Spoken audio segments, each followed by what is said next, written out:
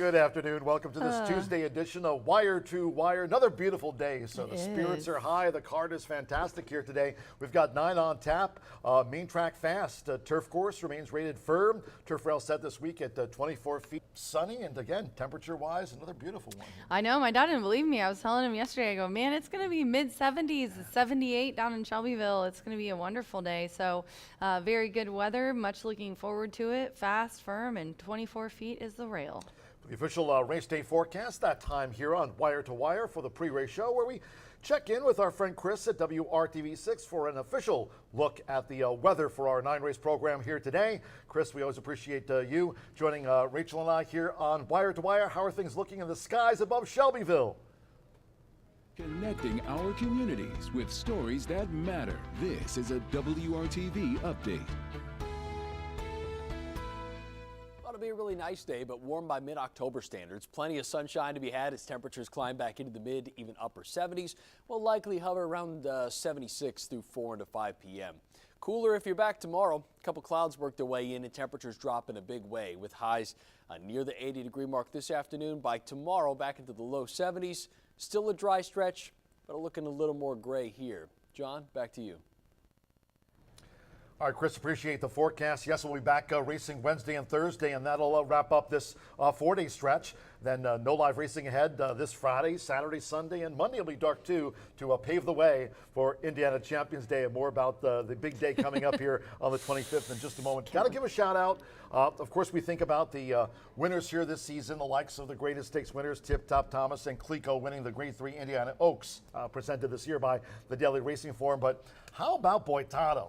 I mean, just knows, and I mean N-O-S-E, knows how to win. Got the victory yesterday, took out another starter, turf, under jockey Mitchell Morrow for Jose Camejo and Kevin Stedman. Boitano, boy, I mean, just a hard-knocking turf horse this season. Yeah, and it's been a really, really nice, long time on the turf as well. And I do want to say, since you brought that up, not to get away from the horse, but I did talk to Tony, and they're gonna try to keep it going all the way to the end of the meet. So if we can keep this weather dry, you know, maybe another chance. We have what, 4 weeks left, 4 or 5 weeks left. So very excited to see what they can do. A couple races earlier, by the way, a daughter of American Pharoah made her debut for Resolute Racing, and trainer Riley Mott under jockey Jaime Torres came in to ride Safira, daughter of American Pharoah. So good. Just a polished performance, so put her in your stable mail to keep track of. Safira was very impressive in that debut yesterday. Yeah, oh my gosh, I watched. I'll not lie to you. I was was doing something else. Look up. She comes around the final turn and she's over there. She was on the outside, right? Gosh, she just looked so good. She was on the inside at first. She was on the inside, yeah. And then Great she ride by Jaime. Oh my God, yeah. And then he finally gets her out where she kind of had some room to run, you know, for lack of a better word. And she finally got loose and just, yeah, she looked pretty doing it. Ears pricked, just ready to go. So a couple of really nice winners. Really exciting to see how they do in the future. Not going to lie, Fernando Letta Cruz is 96 wins. He's kind of taken the bull here, just going forward, the bull by the horns in the leaderboard as far as the jockey and trainer standings go here this season. Look at that number, Fernando Letta Cruz, and in the past, when he's won his other 2 riding titles here at Horseshoe Indianapolis, always with 100 or more wins. So when Fernando wins a title, it's the century and then some. Joe Ramos continues to pursue hard. He had a winner on yesterday's card to start off the racing week. Joe is 75. Then you got Marcelino Pedrosa Jr., a 3-time titleist here, 57 wins. Alberto Burgos won the title last year with 81. He's got 56. And then you look at the battle to get into the top 5, and that's staying tight between Evan Roman, Mitchell Murrell, and also Sammy Bermudez right there in the hunt. Yeah, I got to give a shout out to Marcelino. Was it a collarbone at the beginning of the meet, I think? Remember that? Yeah. And he was out for a good while. Safety rail. Yeah, he did. And it was not very serious, but still he was in the lead, I believe, and then had to take some time off. And now look at him clawing his way back up to 3rd. Can't wait to see what Marcelino does in the next 3 weeks. He's admittedly, I'll say, one of my favorites. So definitely a very good a very good standing. And I thought we would show it a couple times since we're getting to the end, you know, just to keep everybody. We should probably get some info on the owners too. Does Randy Klopp ever come in under the radar? 27-1 winner yesterday in the opener to give him 50 for the season. I know. Keen Annie with Joe I Ramos. well, not always, but I try to tweet that information out. Because, you know, when you get $10 on a Brad Cox horse or that kind of 27 to 1 on a Randy Klopp, that's Pop. Notable because that means, you know, he's such a good trainer. He's got the ones that are even not being ignored at the window winning. So congratulations to him on a tremendous meet. You know, he's just stand-up guy. And that pace set Stand-up up guy. Boded well for Keen Annie yesterday in the opener and got the result at 27-1. By the way, yesterday started off with 27-1, and then another nice price. The double horse in paid the second race. $450 some dollars. I was going to say that earlier. Order got restored, and the favorite started winning. Yeah, we took that percentage down a little I bit. couldn't help but post that. I like Back it. to no. Love it. No live racing on Monday, as I mentioned. Again, as we wrap up, we'll have the card today, tomorrow, and Thursday, and then no live racing here Friday, Saturday, Sunday, nor this coming Monday. Don't forget, first floor open there for your simulcast wagering. Tracks like, of course, Keeneland Fall, and today we've got Fort Erie Parks racing underway. Jack Thistle down there, my old stomping grounds of Cleveland, Ohio. But you can enjoy simulcast wagering here, and as we always mention, even on the pre-race show, Horseshoe Indianapolis Casino, you've got great food options there. Sportsbook 24/7, the casino open here at Horseshoe Indianapolis. Yeah, Brew Brothers over there. We have our very own. Oh my God, the steakhouse name just left me. What's the steakhouse name? Yeah. Jack Binions. Thank you, Aaron. I Thanks, need to make a Houston. graphic for Aaron. Every time I Houston's say smiling here. Aaron. Houston heard Jack Hey, Binions going there tonight. Houston There we Malone, go. mullet man. Had to bring Houston to work today, and we're he's happy for being that. a real good boy. But yeah, Jack Binions, just like the one at Horseshoe Las Vegas, which I love. So definitely go check it out. Our casino's open 24/7. Happened to look in the 8th race today and saw that Tammy note about Maybe I love Lucky and these Wild. Tammy notes. This is a mare by It's My Lucky Day out of She May Be Wild. Maybe Lucky and Wild running in the final thoroughbred race on the coast. Yeah, so She May Be Wild was a stakes winner. She was born and raised here in Indiana with more than $339,000 in 6 wins. She was involved with all the stakes. She ran against everybody in there, was very competitive. She's now a broodmare and for Michelle Shaw, and her oldest foal, this number 12 in the 8th race, Maybe Lucky and Wild, returns for her first start of the 2025 year she's a 12 hole. She's already won $120,000 to date. She's a 6-year-old mare. So very interesting little note from Tammy. They're just bringing her from Ellis and putting her in an allowance race where she's been competitive. I think it's kind of a step up for her, but we'll see what happens. With a little bit of a freshening, new legs. She's maybe got new legs after a little bit of a break. So there's a little bit more about a veteran mare running in the 8th race. Our final thoroughbred one here on a 9-race card. We'll close out with that quarter horse maiden dash, as I mentioned. But some young horses went through the sale ring here. We had the Itoba yearling sale on Saturday here at the track, and a total of 60 yearlings sold during it. The gross $588,250 average, $9,804. But that was held here last Saturday at the track. Yeah, the highest one was Pico for $35,000, and I had my eye on a foal, and it went for $22,000. It was out of our price range, but definitely some nice Indiana breds this year. At least I know I have good taste. I think the highest was Honey Red a few years ago, $38,000. I don't think we've gone over that since. So I'd have to check. Honey Red. She's such a sentimental pick for me because I was there that year, and when you see one of the highest ones. But anyways, I do want to remind you guys that get a hold of people, go to the website. The Indiana program is rich. I was just telling you guys, 27. I think I gave it to Aaron. He probably didn't type it up, but a $2,700 purchase at the sale went on to win $167,000 or $70,000. I mean, could you imagine investing $2,700 in a horse and getting back $167,000? So, that's split up a little bit, but that's such a great return, and we have the 40% supplement on the Indiana breds as well. So. It's just a great program to be a part of. Then we do have 15 sold in the paddock sale as well. So just a wonderful program. So happy to be partnering with Itoba. I think we did some really good things to promote the the program this year, and hopefully in 2026 we can continue to do so. You know, you talk about Indiana-bred horses, talking about a champion, Kenny McPeak, of course, Torpedo Anna, also part of Kenny McPeak's shed row. Corningstone, now the richest Indiana-bred mare ever. So some talented Indiana-bred horses here, the boys and gals, and they'll be in the spotlight here on Indiana Champions Day. Rachel's got some of the swag. There's some great swag. This is from a couple years ago. This year we're going to have vests, and we have bog bags and all kinds of cool swag. So you guys, maybe tomorrow I'll bring some down and we can show it. And then Tammy mentioned. Yep. She's putting together a whole big going away after present for me. after Saturday we're going to give it to everybody up here, okay? Hope you can join us Saturday, October the 25th. So it's fast approaching, right there in the front of the window. Get your reservations in. You can contact Beth. Make sure you join us here for the one of the biggest days of the season. We often talk about Indiana Derby and Indiana Oaks Day and Hoosier Day, another one of my favorites on the calendar, Caesar's Day. But certainly this is a big one in the fall, guys, 6th annual Indiana Champions Day.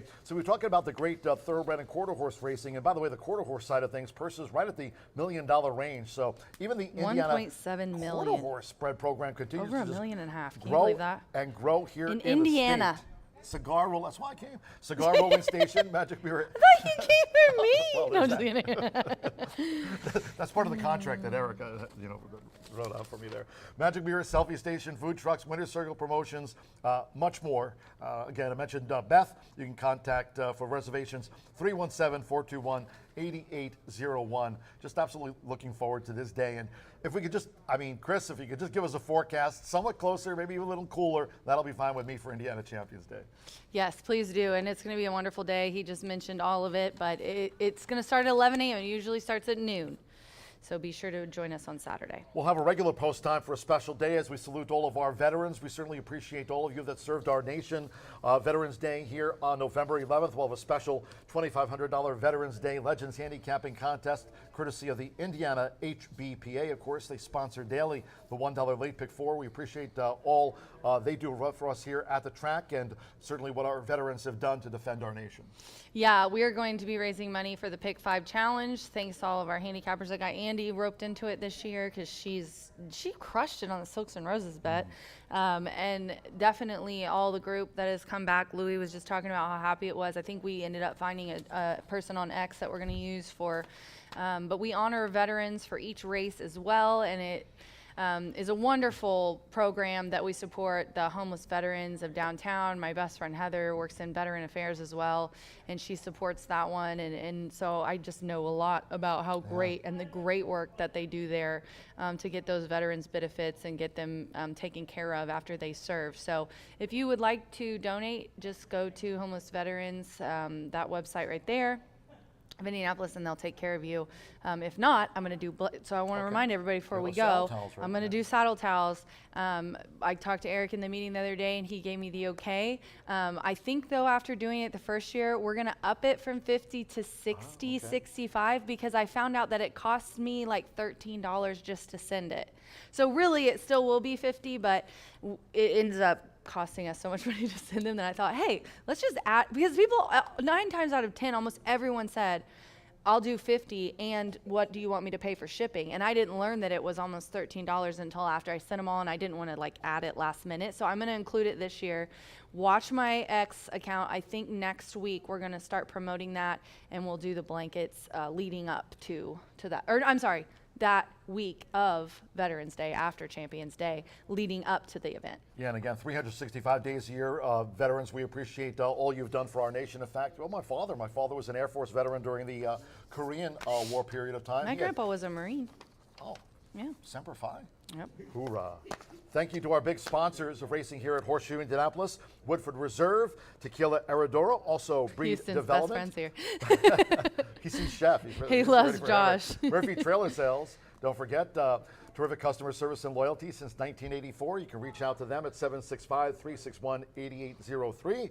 B&H Electric, they are the tote board and starting gate sponsor racing here. They've got locations in Shelbyville, Seymour, and Bloomington. On the web, you can reach out to them at bh-electric.com. And Indiana's Giant Hubler right down the road here in town, and also that dealership in Franklin. Just drop Racing Rachel's name, maybe get a discount on that sticker price. Those terrific Ford trucks parked right here on the apron at Horseshoe Indianapolis for you to check out. They're on the web at drivehubler.com. Social media-wise, we also have you covered. You can reach out to me.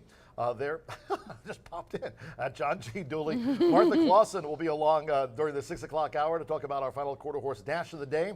Racing Rachel's at Racing Rachel M. You can also follow at Husty, and Brian Aragoni is at Mr. B Analyst. And track wise, also have no you social covered. media till you're 16. And track wise, of course, not only on X but also Instagram, and subscribe to our YouTube channel at Horseshoe Indianapolis Racing. There's the lineup to follow us on social media. Another beautiful day here for our racing fans, and the main track is fast, turf course firm. Turf rail remains set at 24 feet. This racing week was still to come Wednesday and Thursday cards. And as we noted here during the pre-race show, no live racing on Friday, nor the weekend, nor this upcoming Monday. 27 minutes away from the first of the day. Looking forward to a card on a beautiful one. Until next time, stay tuned. Quick commercial break. Thank you. Here on the Tuesday edition of Wire to Wire. Back with the B Block and Brian Aragoni for Racing Rachel. He likes those Japanese John G. Dooley saying, we're That's done. why we do this Have now. fun. Bye Thank for you. now. Thank you. Arigato. Thank you for having us. Thank you for having us. Thank you.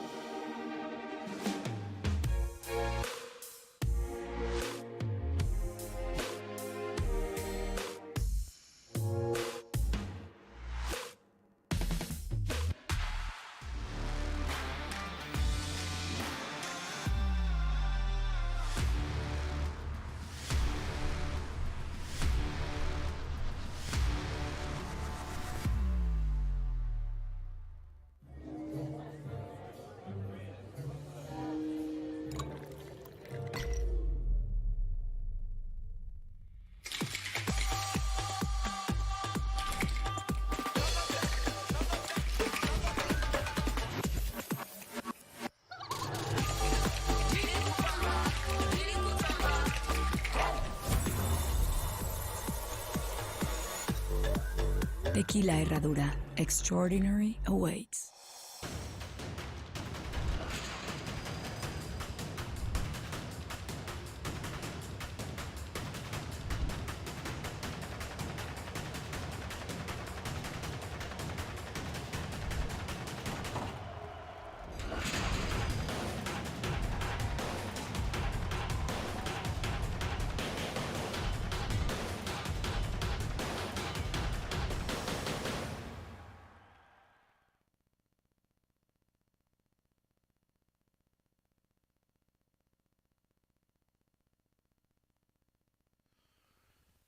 Welcome back to the Always On Time version of Wire to Wire, 25 minutes away from the opener on a Tuesday here. Happy October 14th to you and yours truly. And we welcome back Miss Martha. She had the day off yesterday with no quarter horse racing, but she's guaranteed a winner in race number 9. Let's take a look at these first 5 races. Thankful to be on that turf course again. We're on the turf course 4 times yesterday, 50% of our races today. 3 for 8 for the thoroughbreds on the turf if you're looking for that horseshoe hat trick or the late flyer 5. They both begin on the turf in race number 4. But let's take a look at some competitive racing today. Yesterday we had a couple of long shots mixed in with some reasonable horses. A lot of horses right around 2-1, but we also had a couple of long shots spice some things up, and I think that could be the case again in here today. Scratch number 2, you're fired out of the opener. Leaves us with a field of 7 set to go 5.5 furlongs into this spot, and I'm going to go a little bit lighter, or excuse me, a little bit deeper than I probably should have. Lambe is a horse who I thought ran very well last time out. Is chilly on the board, at least early on in the wagering at 5-1. Your 4 is likely going to be heavily favored in here. Ryan's Wish. Randy Klopp opened up our day yesterday, our racing week, excuse me, with a $57 winner with Joe Ramos aboard. This time he's going to give the mount to our leading rider, Fernando de la Cruz. Last race, a mile, I think, ultimately turned into a stagger fest home. Sleepy won. Woodaz was right there, and Ryan's Wish showed speed, didn't show much finish. That was at the allowance level, going much further than this horse wants to go, at least at the stage of its career. in here, and I think Ryan's Wish is going to be a productive claim when it's all said and done. Goes right back to the claiming price of $20,000, but you don't need me to tout your favorite in here. There's some others that I would take a look at. Illegal Contact, Joe Ramos lands here with the other Randy Klopp trainee. He keeps both in. Ramos has been his main man. This is a horse who couldn't take advantage of a dream trip last time out, had every opportunity to quicken, but it was a fairly quick race with Bourbon Curiosity. Also lost to Mitch as well earlier on in the season. I think Illegal Contact has been freshened up and should be ready to fire fresh in this spot. Save My Town's the intriguing sort in here. This is the only other horse with early speed in this race, and I thought ran admirable last time out, going a mile and 70 yards. It was a 4-horse photo finish, what a call it was by John G. Dooley, as all 4 of them were right across the line. Ultimately ended up in a couple of dead heats in there, but Save My Town handled the distance, now cuts back, has early speed, and therefore a big chance. The upside, though, likely lands with Lambay down on the inside. Race number 2 kicks off the $1 minimum, pick 4, 15% takeout. A big scratch in this one, scratch Ice Express. I think 514 Racing could be sitting on a big day. They may have the ugliest silks in Indiana. However, they have been productive at the bank account, and that's all that matters. Take It and Run looks like a live claim, $25,000 claim. Tim Eggleston has done them very well. He's winning at 18%. He's been very good both with thoroughbreds as well as quarter horses, and $25,000, pretty good claim. I think that horse has a ton of upside. And then Little Jake. Now, here's the challenging thing about using both 514 horses. They both look like they want the lead. If they both go to the lead, that's going to yield some trouble for likely both of them. Zolo's a classy one. I'm just not sure the 6-year-old who's a 10-time winner in for a tag of $20,000 off of a lengthy layoff is going to be cranked, but Zolo should get a great setup in here. I can't imagine both horses are going to duel themselves into submission. Probably overlooking Chocolate Moose in here, a horse who is just an awesome one. I mean, 6 figures this season and runs his race each and every time. 6 for 8 in the exacta. But I'm going to key in on Take It and Run along with Little Jake. I'm guessing you can follow the money on Zolo on how the connections feel. That one is going to be ready to go at first asking, being in for a tag of $20,000 at 6 years old after banking $260,000. Might give you a little indication of how that horse has been training in the morning. But we'll see who sits off either Little Jake or Take It and Run, because both want to go to the lead. Those are going to be the 2 that I key in on the most in race number 2. Race number 3, 5.5 furlongs, 9 of them will go to the gate. No scratches, no changes in here. I'm going to single not double dog justice. We're still on race number 2. Race number 3, 9 of them go to the gate, 5.5 furlongs the distance. I'm going to single Silver Sterling. Anthony Cunningham got himself off to an excellent start. He's come back a little bit here recently. The past month or so hasn't been all that good to the barn, but I think it changes today with Silver Sterling. Second start off the layoff, class relief, had the lead at the allowance level, now should be more fit. Second time off of a freshening from June 23rd to September 3rd, and get some class relief, and also was even favored at the allowance rings. There's a lot to like about Silver Sterling, but he doesn't always win. He's only 1 for 8. Lightly raced son of Europe in here. Gets some other speed on the front end. More Than a Dream would be a horse that I'm probably maybe most concerned by. Randy Klopp, Joshua Romero, not a jockey-trainer combination you're always paying attention to, but you should have, because they're winning at almost $3 on their return on investment. That horse takes on winners for the first time. I know it was a slow race, but this horse came with a good sustained rally and has upside for our leading trainer, and he just brought home a $57 winner last time out yesterday. So it wasn't all that long ago. Klopp can bring home a price, and he's going to be all of 15-1 in this race. Silver Sterling, the horse to beat. Is it the horse to bet? To be determined. But for me, it's going to be the single in this early pick 5. Race number 4, 1 mile on the turf course. 7 of them enter the gate. State bred competition in here, and this is a doozy of a race.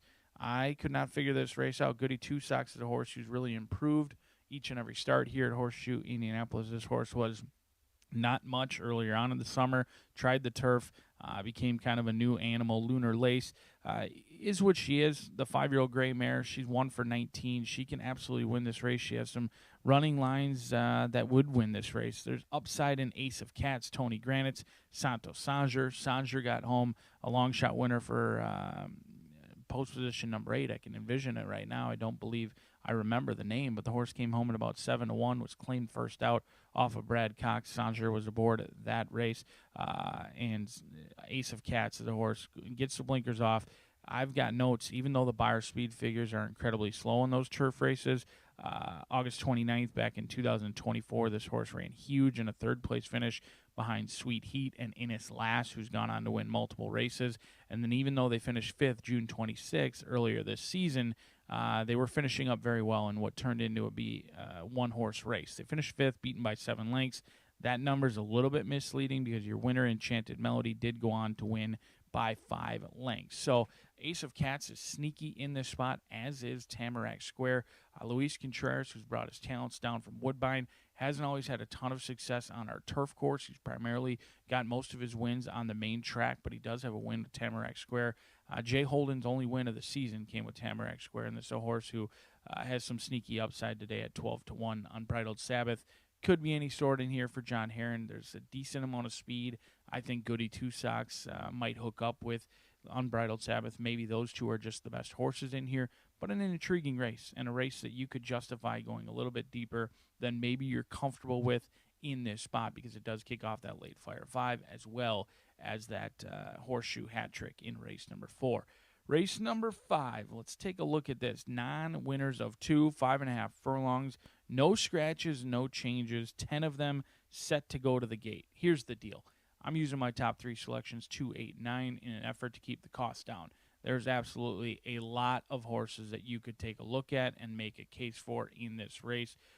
There's plenty of others in here, but I'm going to use 2, 8, and 9. I think Slink is the horse I want coming from off the pace.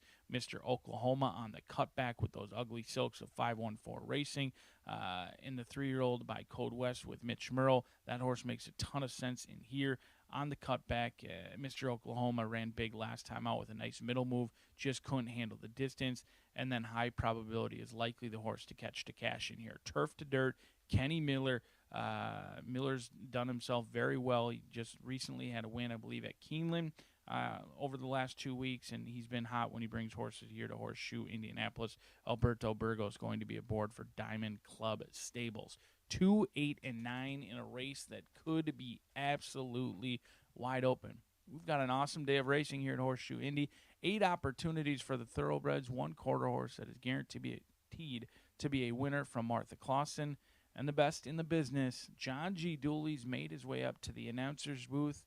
He'll take you through the scratches and changes, and we'll be off and running for a fall-like Tuesday here in Shelbyville, Indiana. Sit back, relax, and enjoy. Good luck today. Good afternoon from Horseshoe Indianapolis.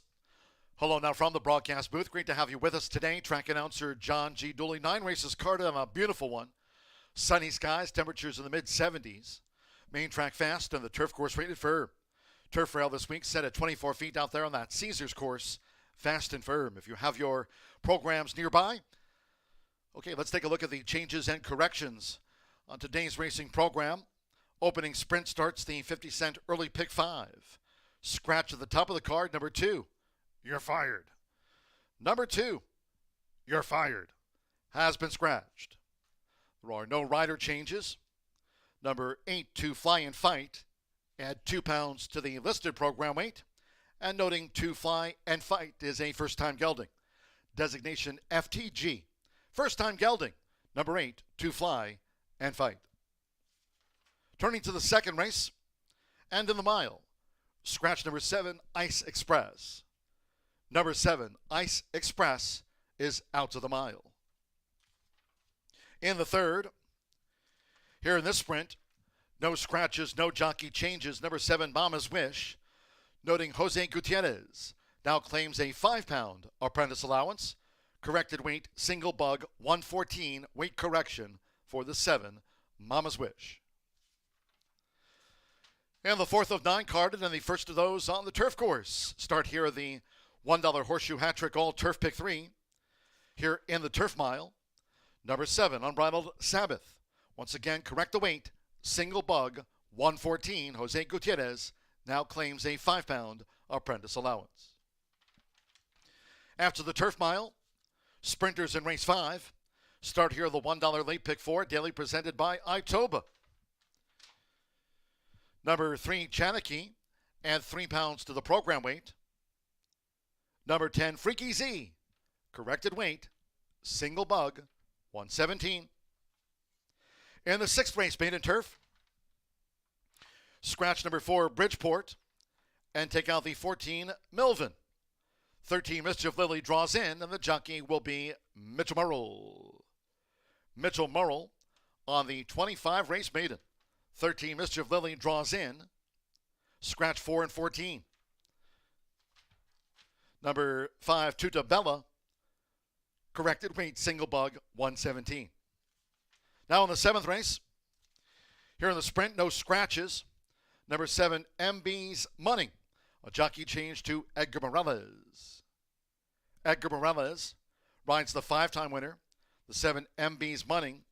10, Golden Hornet, once again, correct the weight, single bug, 120. Race 8. Here in the Distaff Turf Sprint, those scratches also eligibles. Take out 13, Stormy Cut, and the 14, Shirley Ann. Scratch the also eligibles, the 13 and the number 14. And once again, number 8, Momentario, corrected weight, single bug, 114. Jose Gutierrez now claims the 5 pounds. 9th race at 6:15. Closing the card with a quarter-horse maiden dash over the 300 yards. Fast track. Here's scratch. Number 10, A Political Hippie, and take out number 12, Stolen Treasure. Number 11, J.Y. Bravo draws in and will break from post position number 10. Number 11, J.Y. Bravo draws in, will break from post 10. Scratch the 10 and the number 12. Number 9, Del M, a jockey change to Diego Bocanegra. Diego Bocanegra rides 9, Del M. Number 5, Gladys Knight, 2 pounds over the program right there. A look at the changes and corrections on today's racing program. Horses in the walking ring now for the sprint opener. Kicks off the 50-cent early pick 5. Beautiful one here. Sunny skies mid-70s. Main track fast. And for the horseshoe hat trick, all turf pick 3. Course rated firm. Turf rail out there on that Caesars course at 24 feet. We'll have the opener due off in 11 minutes time. Make it a great day with us here at Horseshoe Indianapolis.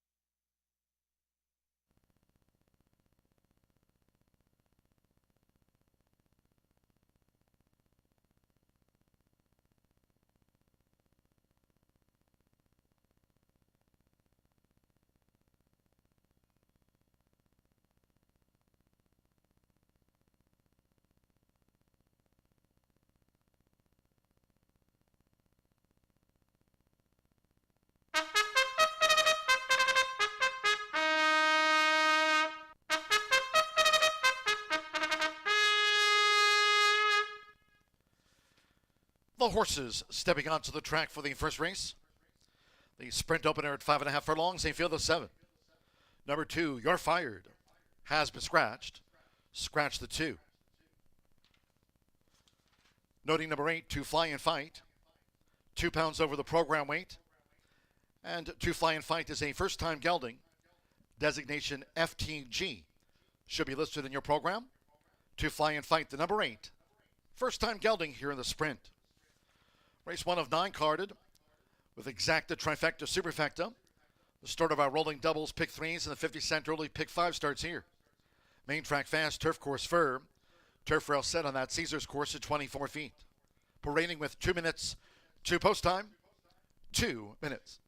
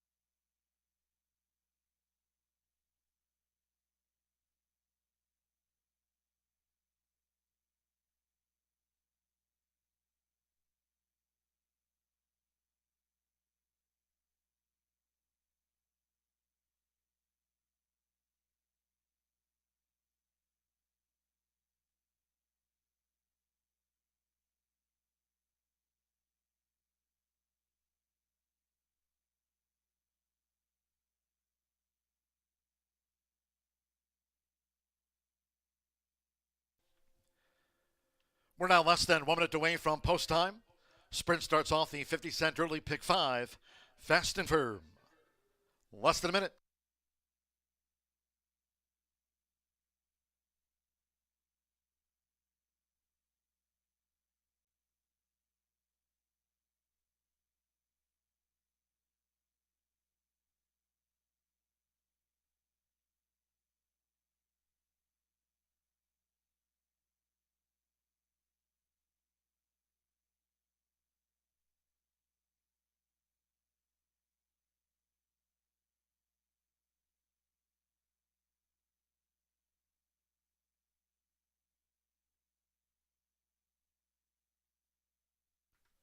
The horses are approaching the starting gate.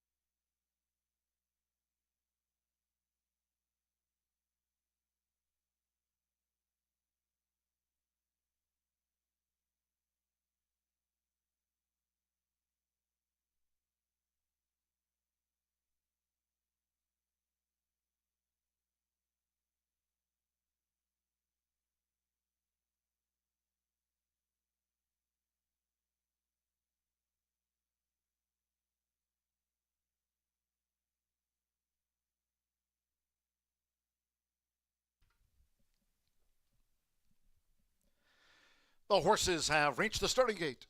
It is now post time. They're going in. Joe Ramos with illegal contact.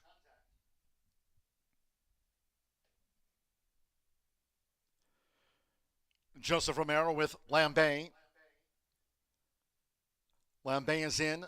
Joined illegal contact. Mitchell Morrow with our guy Max loaded. Alberto Burgos, TV victory, a last out winner here. Marcelino Pedrosa Jr. with Save My Town. Just a couple in the back. Ryan's Wish. Like illegal contact, both for Randy Klopp. Ryan's Wish leading jockey Fernando de la Cruz with 96 wins here this season. At 5.5 furlong standby, one more. Hanalehi with To Fly and Fight. Main track fast under sunny skies in the Hoosier State. They're in the gate. Owing and running out Horseshoe Indianapolis. Fast start for Ryan's Wish, who just tears away from the starting gate for Fernando de la Cruz. Illegal contact now pursues, both for Randy Klopp. On the outside is our guy Max, and to the inside is Save My Town. And the white silks and turquoise stars, leading quartet going past the half-mile pole. TV Victory is next in fifth. The gray out wide. To Fly and Fight is running second to last and beaten for pace. Lambay trails here in the Tuesday opener. They round the far turn. It's Ryan's Wish leading illegal contact through a quarter in 22.47 seconds. Ryan's Wish spearheads the field from a close-up illegal contact, who's right there with the leader for Joe Ramos, and these two now head-to-head as they come past the quarter pole. Then toward the inside, Save My Town straightens away in third. Lambay is on the move. Our guy Max, TV Victory, and To Fly and Fight is last top of the lane, and it's illegal contact and Ryan's Wish. These two together with 1 furlong to go. Save My Town, Lambay is in fourth, well clear from our guy Max. They come past the 16th, and with Joe Ramos, it's illegal contact, and illegal contact leads home Ryan's Wish for the Randy Klopp 1-2. Lambay was third, Save My Town finished fourth, well clear.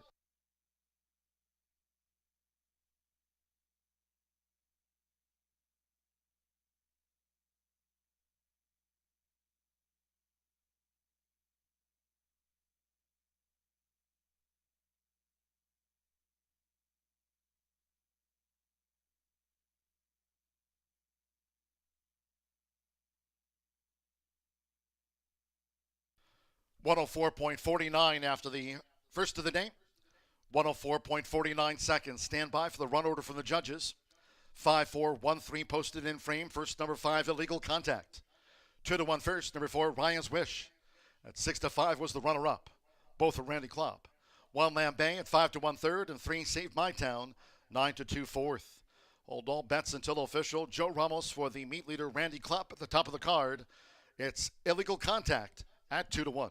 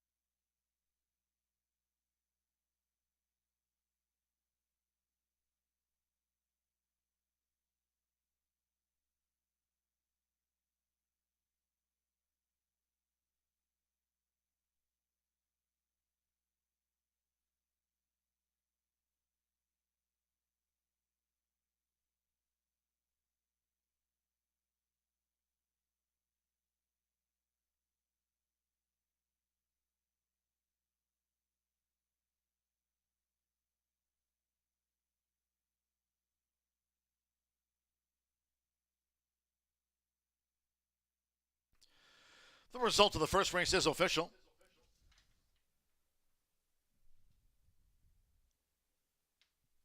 And the Murphy Trailer Sales winner, circle the 5, Illegal Contact. Joe Ramos with his 76th win of the season. Illegal Contact is a 3-year-old bay gelding by Mr. Speaker under the Consolidator Mare 5-yard penalty. Racing for Roger Spee's Speece Stable LLC. Leading trainer Randy Klopp with his 51st of the meet. Horseshoe Indianapolis congratulates the winning connections of Illegal Contact. Paid 2-1. First results in 5-4 exacta. Return $13.40. 50-cent trifecta 5-4 won $10.15. With Save My Town fourth. The 10-cent superfecta paid $3.98. And the first of the day, the 2 was a non-runner. Favorite, second. 7 ran, 104.49. 21 minutes away from race 2 in the mile. Scratch number 7, Ice Express. Number 7, Ice Express has been scratched out of the mile. Race 2 with exacta, trifecta, superfecta. Double pick 3 starts with a $1 early pick 4, fast and firm. Post time will be at 2:40 in all cases if you can. Please do try to make your Horseshoe Indianapolis selections and wagers today early. Thank you. Coming up in just a moment or two, our first race replay of the sprint. Hope you had a bet on Illegal Contact.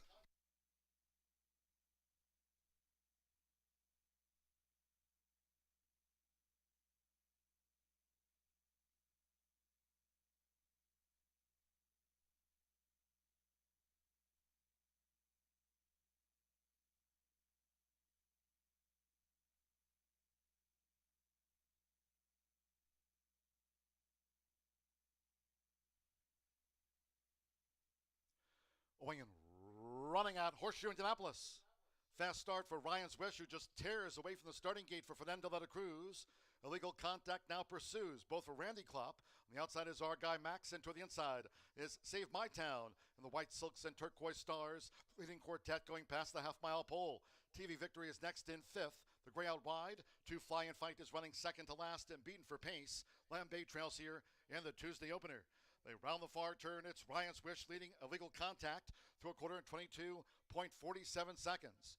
Ryan's Wish spearheads the field from a close-up Illegal Contact, who's right there with the leader for Joe Ramos. And these two now head-to-head as they come past the quarter pole. Then toward the inside, Save My Town straightens away in third. Lambay is on the move. Our guy Max, TV Victory, and To Fly and Fight is last top of the lane. And it's Illegal Contact and Ryan's Wish. These two together with 1 furlong to go. Save My Town, Lambay is in 4th, well clear from our guy Max. They come past the 16th, and with Joe Ramos, it's Illegal Contact, and Illegal Contact leads home Ryan's Wish for the Randy Klopp 1-2. Lambay was 3rd, Save My Town finished 4th, well clear.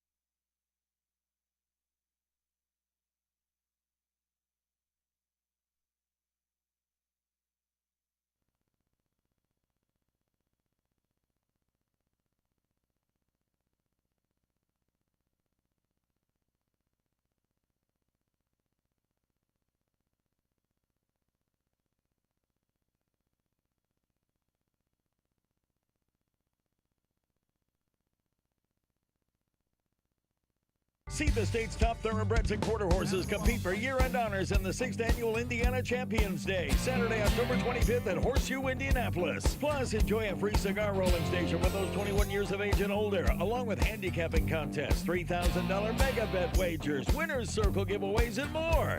Indiana Champions Day, Saturday, October 25th at 11 a.m. More information available on our social media at HS Indy Racing, located off I-74 at exit 109 in Shelbyville. The 2025 Global Symposium on Racing. It's the premier networking event of the year. Connect with the who's who of racing. Collaborate face-to-face with key decision makers. Be a part of the international conversation. Discover the latest technology and innovation. Join us December 8th through 10th. Register at racingsymposium.com. When it comes to horse racing, you can never have too much information. With Twin Spires, you can place your bets with confidence. Whether you use handicapping insights, like our Brisnet speed ratings, prime power and past performances, the guidance of our experts' top picks, or just choose a name that catches your eye. Yes! No matter how you pick your horse, bet with Twin Spires. And now you can race to victory with Twin Spires tournaments. At the Thoroughbred Aftercare Alliance, we believe in giving every thoroughbred a second chance. And thanks to you, the owners, trainers, breeders, and every supporter, you've created a ripple effect of change that's helping these magnificent animals move on to new careers and safe, fulfilling lives after racing. Every single donation, whether big or small, is contributing to a brighter future. But this race is just beginning. Because of you, we have gained incredible momentum and we're ready for more.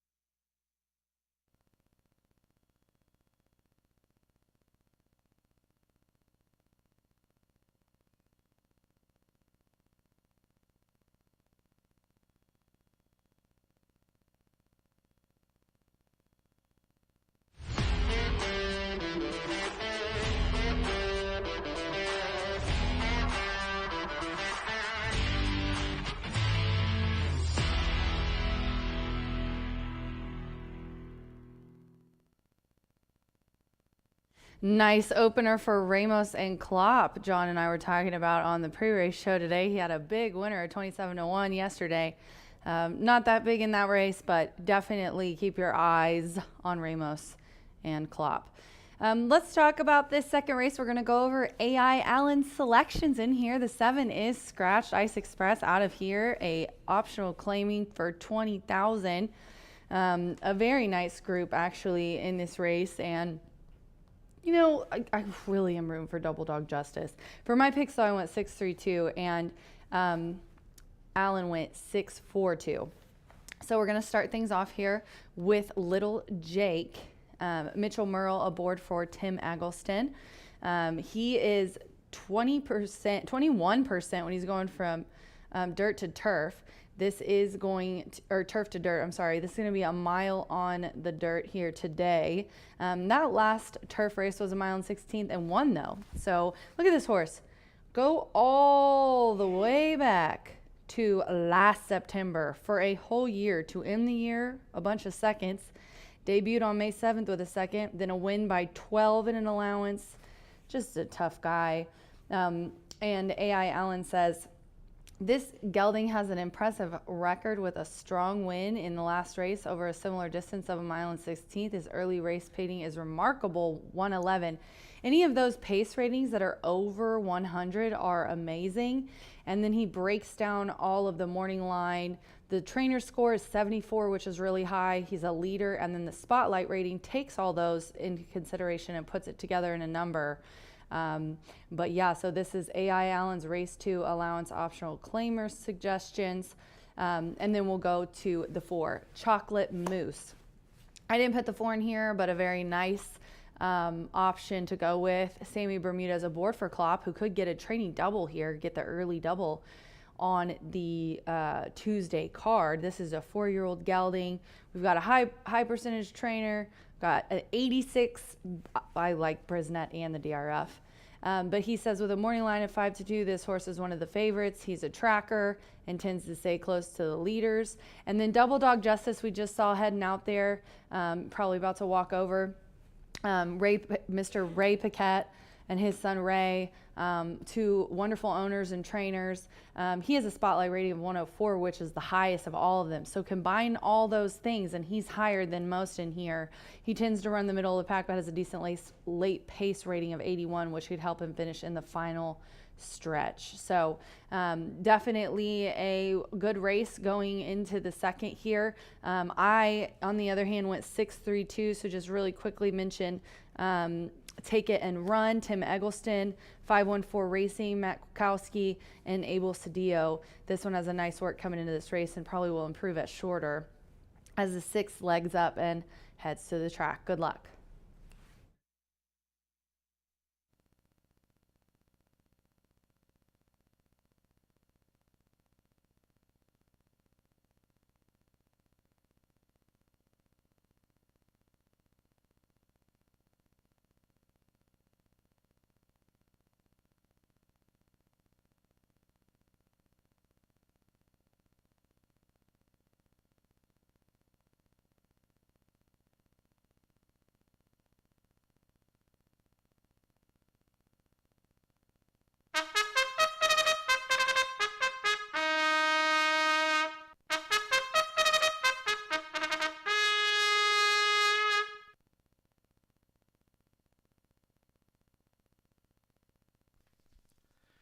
The horses stepping onto the track now for the second race.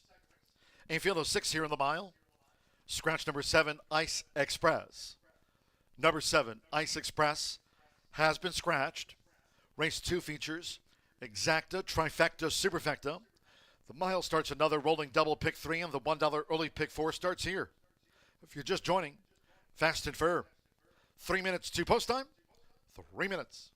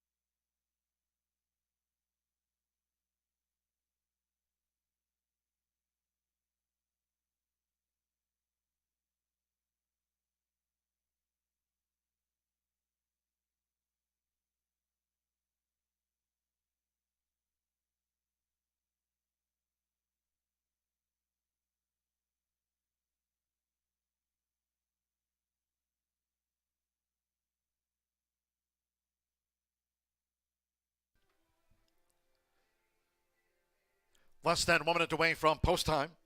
The mile starts the $1 early pick four. Less than 1 minute.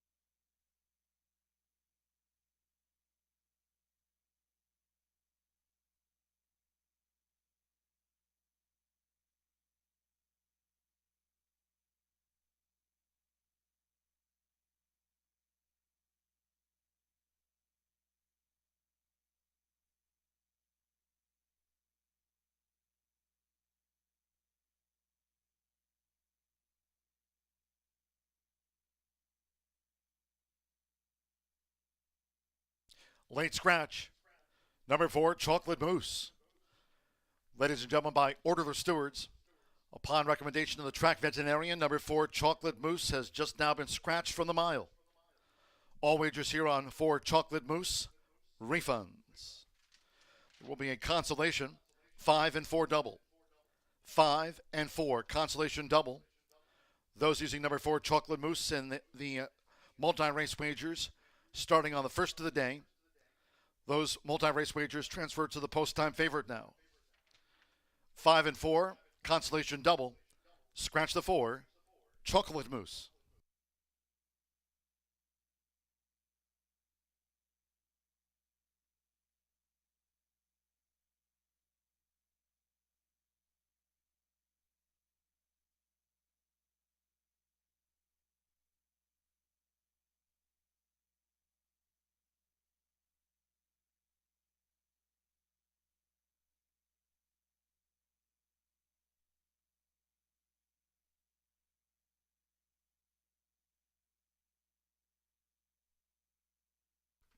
The horses are approaching the starting gate.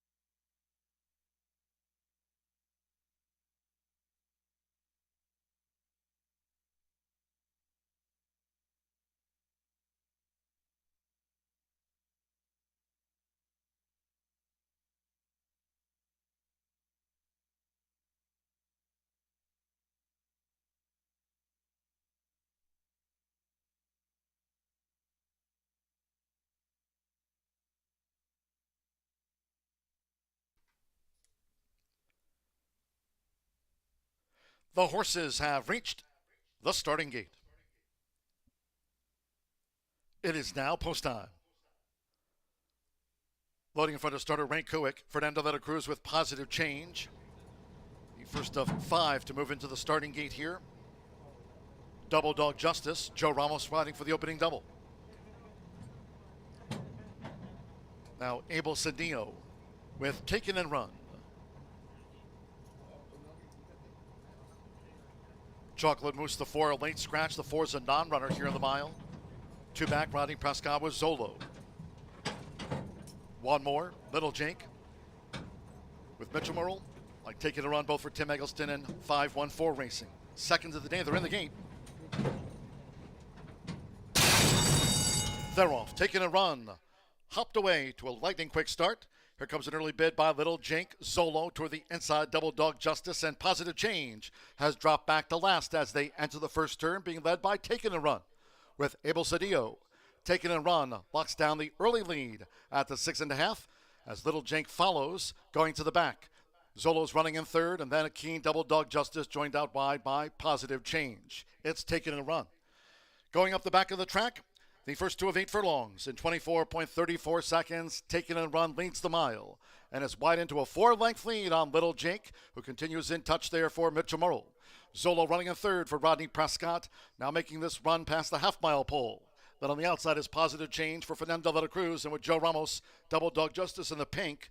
Last of the 5 with 24 wins between them. And inside a half-mile to run, it's Taken and Run. Clocked a half-mile in 48.36. They enter the far turn, Taken and Run. Continues in front of Little Jake, but now with inside 3 furlongs to go. Zolo's third, but under pressure. Positive Change and Double Dog Justice is last. These leaders coming past the quarter pole, and Taken a Run continues in front of Little Jake. Taken a Run spins them in. Little Jake continues to gain on the outside. Positive Change in the red helmet around Zolo and Double Dog Justice, 3/4 in 1 minute 12.44 seconds. With the rail for Abel Cedillo.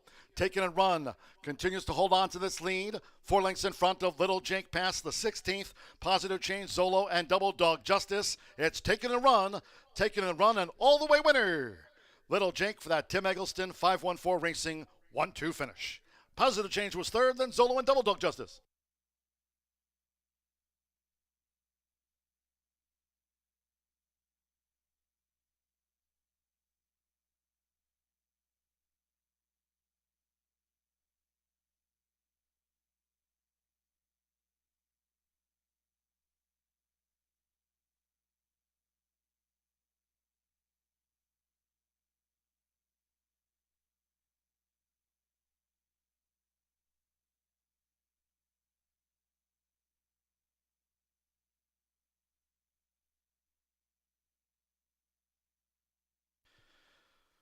$137.66 for the mile.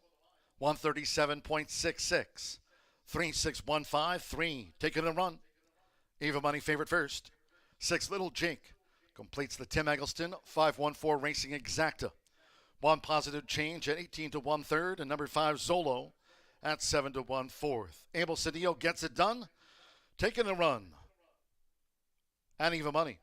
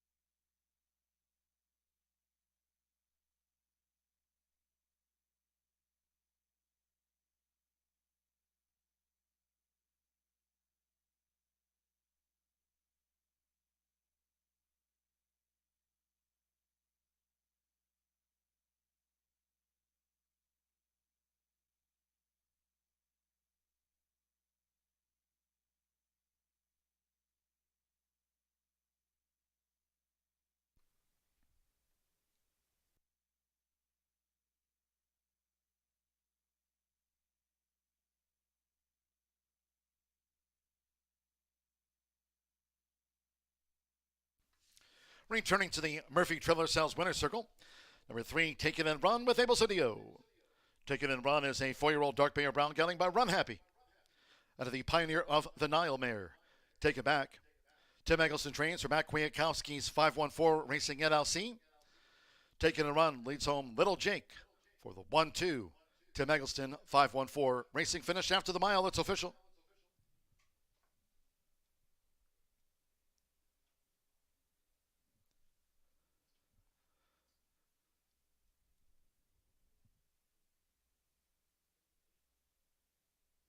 The 3-6 exacta, paid $12 even. 50-cent trifecta, 3-6-1, $15.35. Zolo ran fourth in the mile. The 10-cent superfecta, 3-6-1-5, paid $13.29. Couple of doubles. The 5-3 double paid $20.60, and the consolation 5-4 double, $5.80. The 4 Chocolate Moose was a late scratch from the mile. 137.66. Favorite was first. 5 ran. So the third we go. No scratches, no rider changes. 7 Mama's Wish. Correct the weight to single bug 114. Jose Gutierrez now claims a 5-pound apprentice allowance. Mama's Wish corrected weight, single bug 114 pounds. Exacta, trifecta, superfecta, double pick 3. Sprint post time 3:14.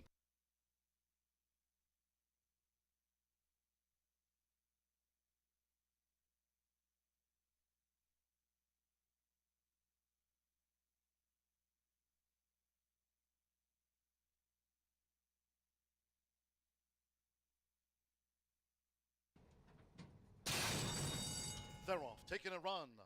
Hopped away to a lightning quick start.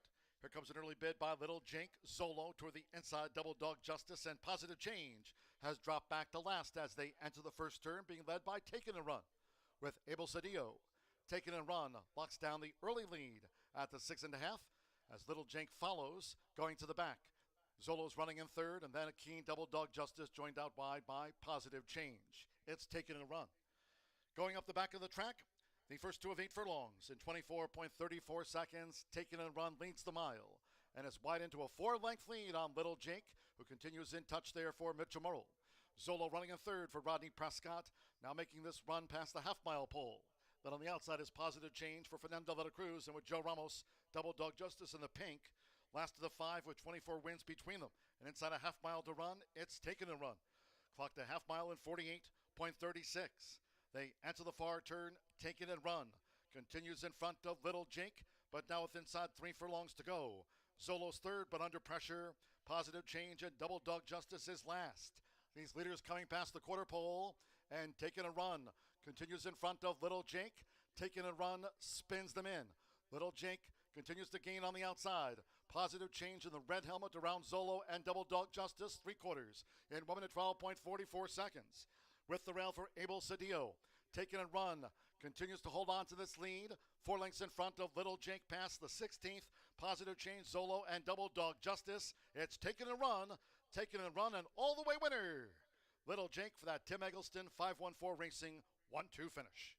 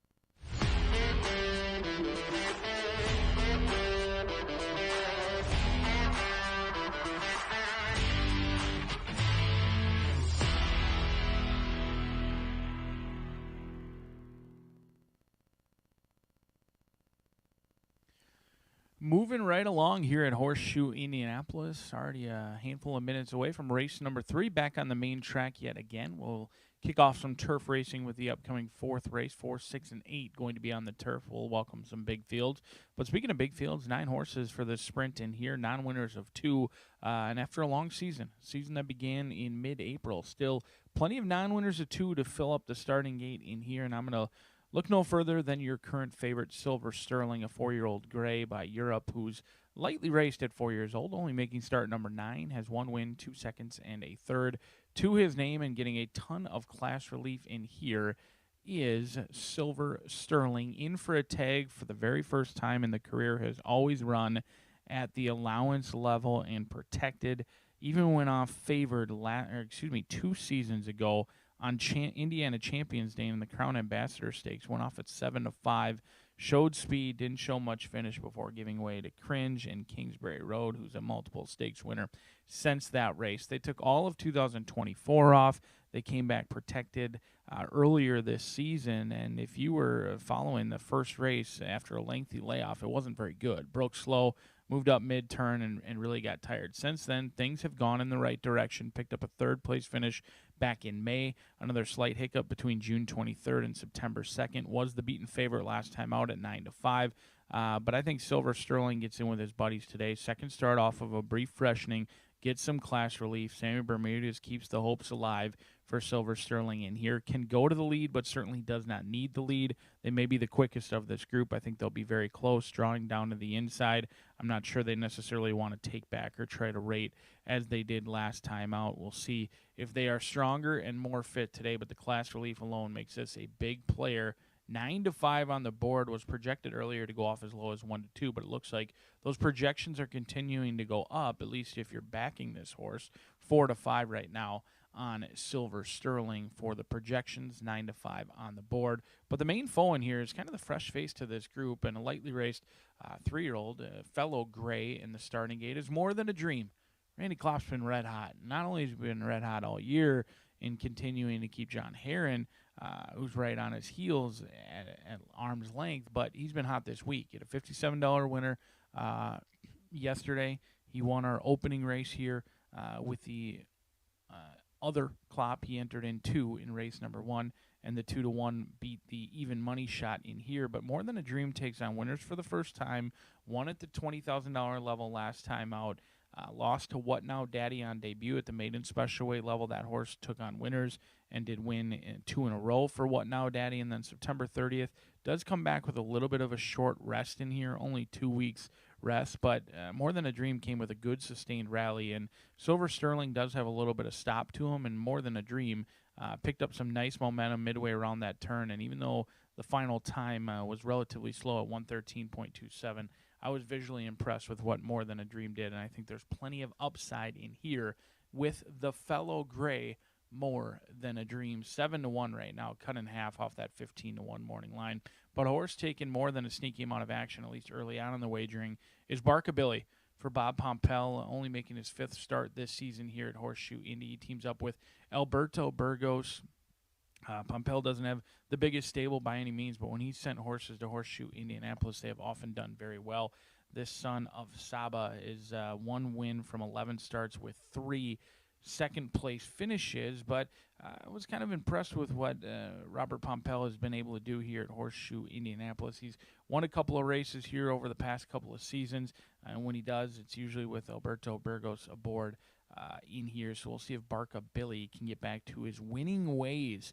It's been since August 26th of 2024 that Barkabilly got that elusive first victory. Since then, 2 starts in April, both of them this season, in which he broke sharp, didn't have much finish, comes back off a brief freshening and could be the fresh face to this group. 3-1 right now, projected to go off as high as 8-1 when it's said and done. 2-5-8. We'll see if the class relief makes a huge difference for Silver Sterling. A couple of grays going to battle it out in here as 9 of them set to go to the gate. 1 exits the non-winners of 2 ranks as we're 6 minutes away from race number 3. Good luck.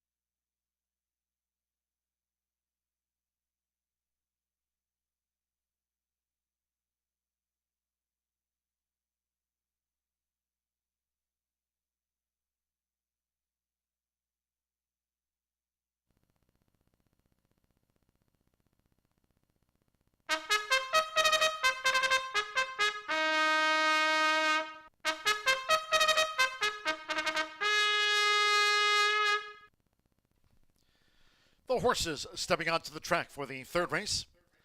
This race will be run at 5.5 furlongs, a field of 9. No scratches, no rider changes. 7 Mama's Wish, correct the weight. Single Bug 114. Jose Gutierrez claims the 5-pound apprentice allowance now. Single Bug 114 for the 7, no other changes. Exacta, trifecta, superfecta, double pick 3. 3 minutes, 2 post time.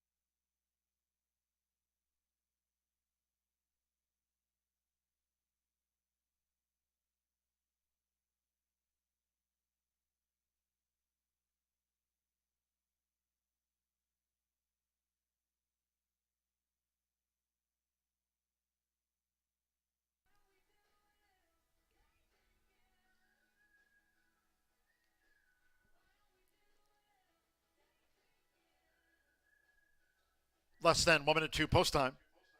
Less than 1 minute.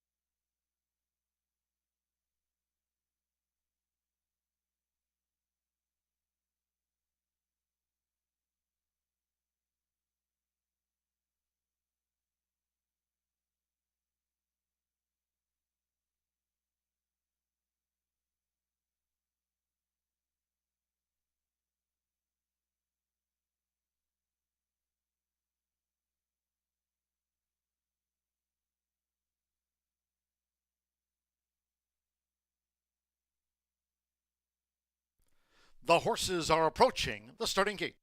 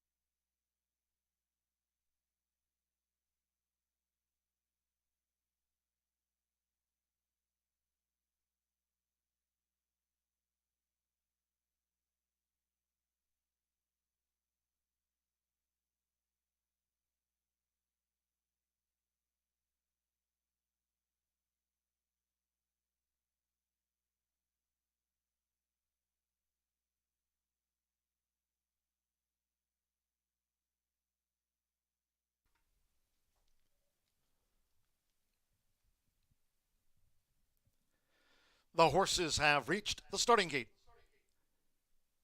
It is now post time. Loading Mitchell Morrow with Catch a Night Train. First into the starting gate. Joseph Romero with More Than a Dream, like Catch a Night Train, both for Randy Klopp.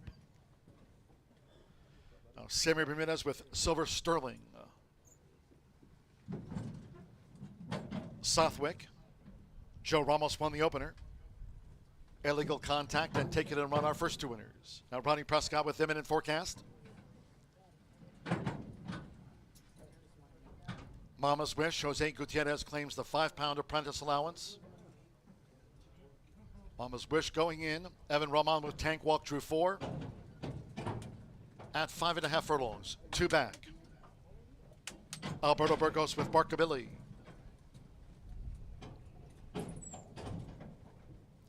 Silver Sterling right now, 4-5 favorite.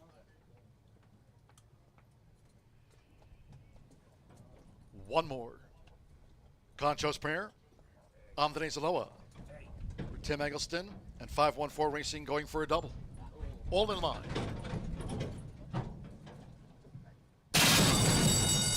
And they're off. Fast start for Mama's Wish. Southwick is right there along with Barkabilly. Here's Silver Sterling now emerging. Silver Sterling is vying for the early lead as they go up the back of the track.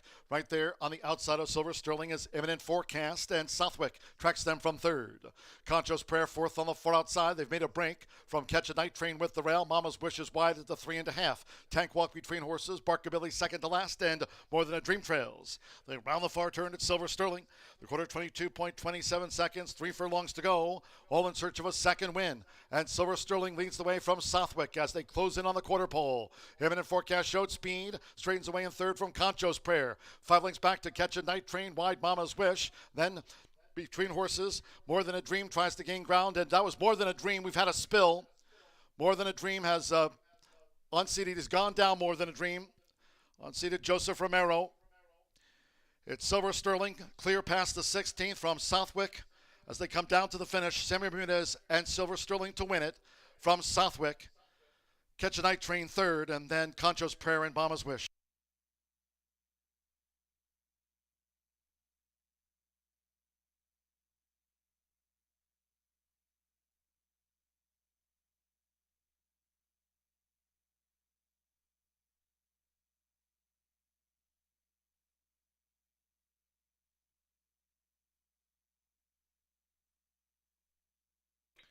.104.59 after the sprint. Stewards inquiry concerns the top of the stretch.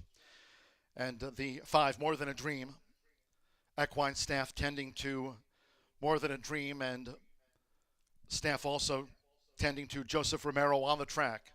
Stewards inquiry concerns that spill, top of the stretch. Hold all tickets. 261 the unofficial. 2 Silver Sterling at 4-5 first. The 6 Southwick. 63-1 on the runner-up.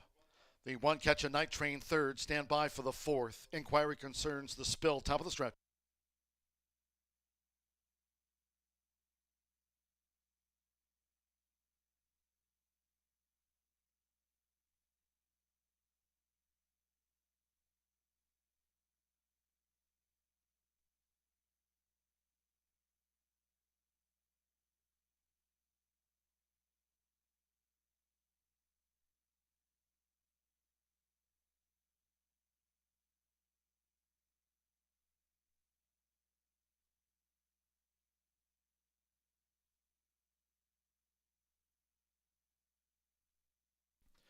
The judges have posted number 9, Concho's Prayer, fourth, 2-6-1-9.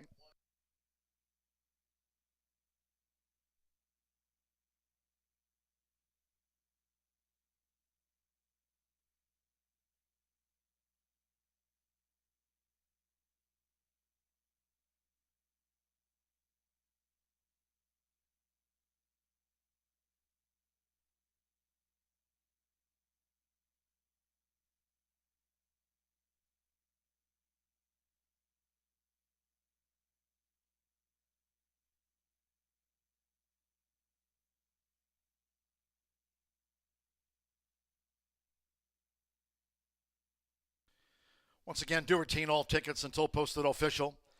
Ongoing inquiry into the top of the stretch. In the Murphy Trailer Sales Winner Circle 2, Silver Sterling with Sammy Bermudez. Silver Sterling is a 4-year-old gray roan gelding by Europe. At a Silver Union by Dixie Union. Tony Cunningham trains for Shelley Chavez. Horseshoe Indianapolis congratulates the winning connections of Silver Sterling. That inquiry has been withdrawn. The inquiry concerning the spill on number 5, More Than a Dream, top of the stretch, inquiry has been taken off the board.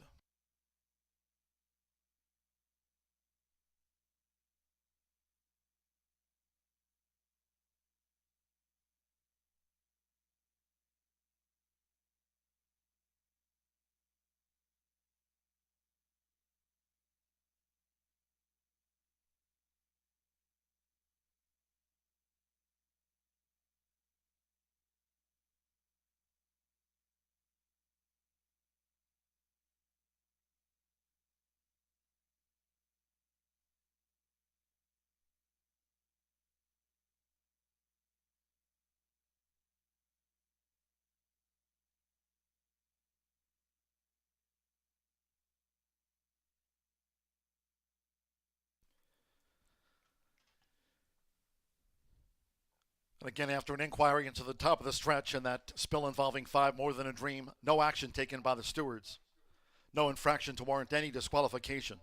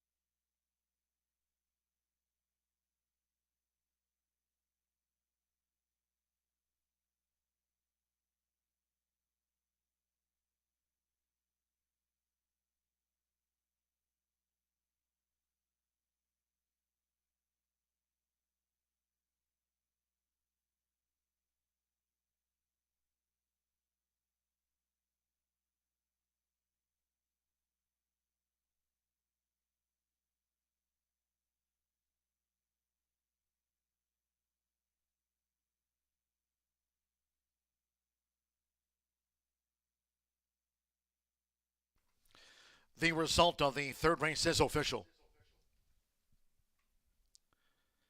The 2-6 exacta paid $160.60. 50-cent trifecta, $299 even. 3-2 double, $9.20. 50-cent pick 3. First pick 3 of the day. Paid out $7.25. Concho's Prayer ran fourth. The 10-cent superfecta, $447.39. 104.59. All 9 face the starter. 20 minutes away from race 4. First of 3 today, Cardiff for the turf course. Course firm, turf rail set at 24 feet this race weekend in the mile. Number 7, Unbridled Sabbath, corrected weight there, single bug 114. That's the only change in the 4th race ahead. Exacta, trifecta, superfecta. Double pick 3. Start to the 50-cent late pick 5 and the $1 horseshoe hat trick all turf pick 3. Right now, there's no jockey changes in the 4th race. We're standing by for that status on Joseph Romero with our thoughts to that apprentice. Post time 3:45.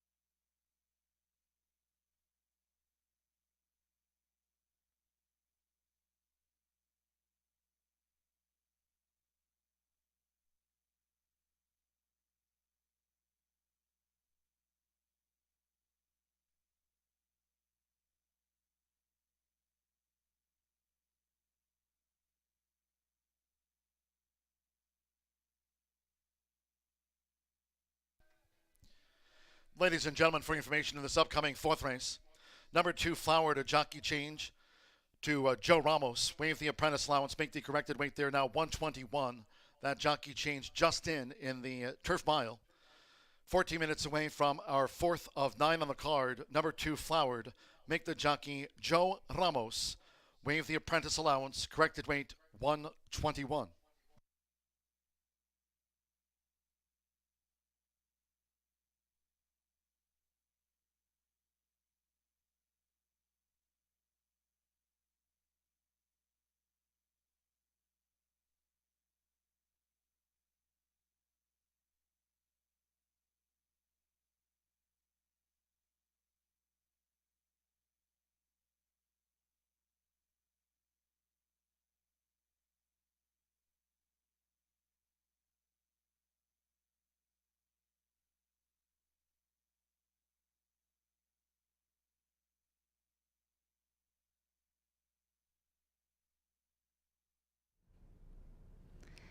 Just a quick reminder that next week is going to be leading up to Indiana Champions Day on Saturday.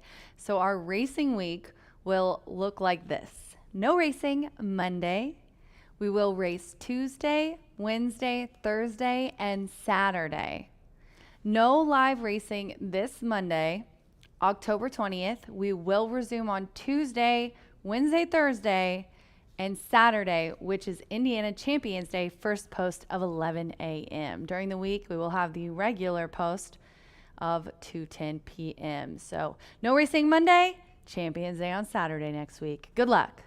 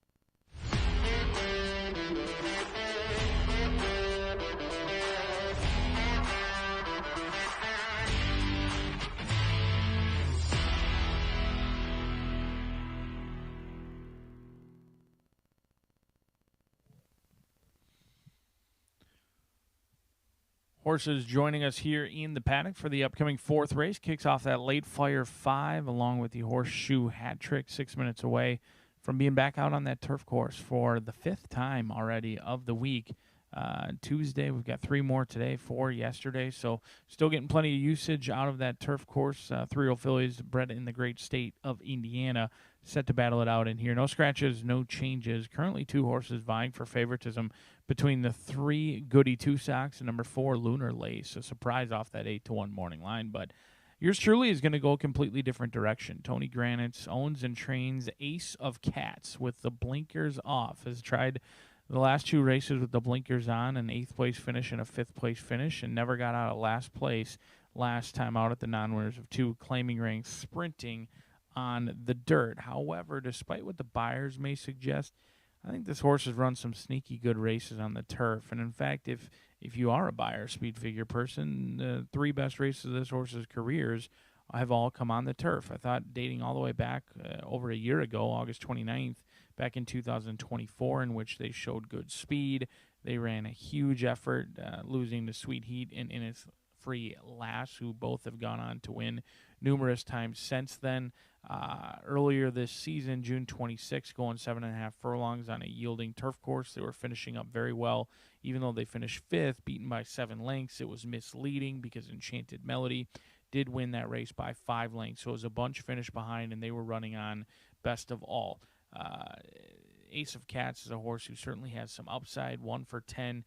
That lone win did come on the main track, going a mile late last season. However, the best races are on the turf, and I think this is a race that's ripe for the picking. And I would refuse to take anywhere near even money or odds on in a race like this. We'll see if Ace of Cats can get owner-trainer combo. Tony Granitz, a winner, as Santos Sanger looking to pick up where he left off. He had a nice win yesterday at 7-1. He looks to do it again in here. 9-2 on the board, projected to go off right around 6-1. But the 4 is taking a ton of action. I really think it's here to stay based on those algorithm projections produced by Daily Racing Form. Lunar Lace's early money is going to stick around. Projected to go off right at 9-5 where they are now for Steve Fosdick. Alberto Burgos going to be calling the shots in here. And this 5-year-old gray mare, she doesn't love to win. She's only got 1 win from 19 starts. That's the bad news. The good news is that lone win came here locally at Horseshoe Indianapolis, going a mile and a 16th, just a hair further than we'll face today. Was last seen on September 5th, a special day at Horseshoe Indianapolis, as we not only had a pick 4 carryover, but also a pick 5 carryover. Likes to have a target, likes to have a horse in front. Has not often, because I shouldn't say often. It did happen one time where they hit the lead early and kind of stalled in the lane in which they were run down by Shauna Del Mar. So Luna Lace is going to be trying timed up right by Alberto Burgos. 3rd start off the layoff. Could be the fresh face in here. He's familiar with this mare. He's been aboard her the last 2 starts, a 6th place finish and a 3rd place finish. Her numbers certainly fit. I just don't see her at 2-1. I like this horse a lot better at 8-1, even 7-2 or 4-1, somewhere around there. I think Lunar Lace is absolutely in with a big chance, but I want nothing to do with favoritism on a mare who's 1 for 19. We'll see if the bettors in the early money proves me wrong in here. 2-1 on the board. The horse who's maybe a little bit chilly is Goody Two Socks. Mitch Merle, Tim Eggleston. Tim Eggleston already ran 1-2 earlier today in a dirt race, and he looks for another win in here with Mitch Merle. His main man, Mitch Merle. They've been teaming up this season in Mitch's first year here at Horseshoe Indianapolis, winning at 17%. 1 win from 11 starts for this 3-year-old filly. I like that she's still 3 years old, frankly, looking to get out of the non-winners of 2. It's never ideal when you're 5 years old trying to get out of the non-winners of 2. Looks the part. And Goody Two Socks is really a horse that absolutely appreciated being put on the turf.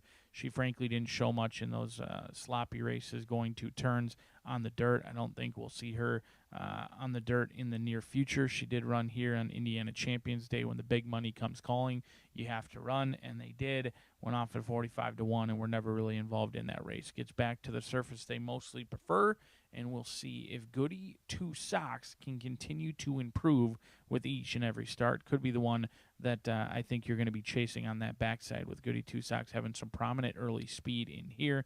The horse that I expect to take the late money, though, is on the outside. Unbridled Sabbath. That's the horse that's going to get hammered late. Gutierrez calling the shots for John Heron. But as we are just a couple of minutes away, let's take a look at this late Fire 5 sequence that we have assembled. It's a challenging one at that. I think there's some very wide open races. Anytime you've got 3 turf races, you got some big fields, especially with state bred competition. We're going to spread out and go fairly deep in this race. I mean, this looks to be a wide open race. When I go deep, you can usually go light, and it almost guarantees that the 2 favorites will come home. I'm going to go 3 through 7 in here. Not a lot of strong opinions. I think any of these Indiana breds can take this race and run away with it.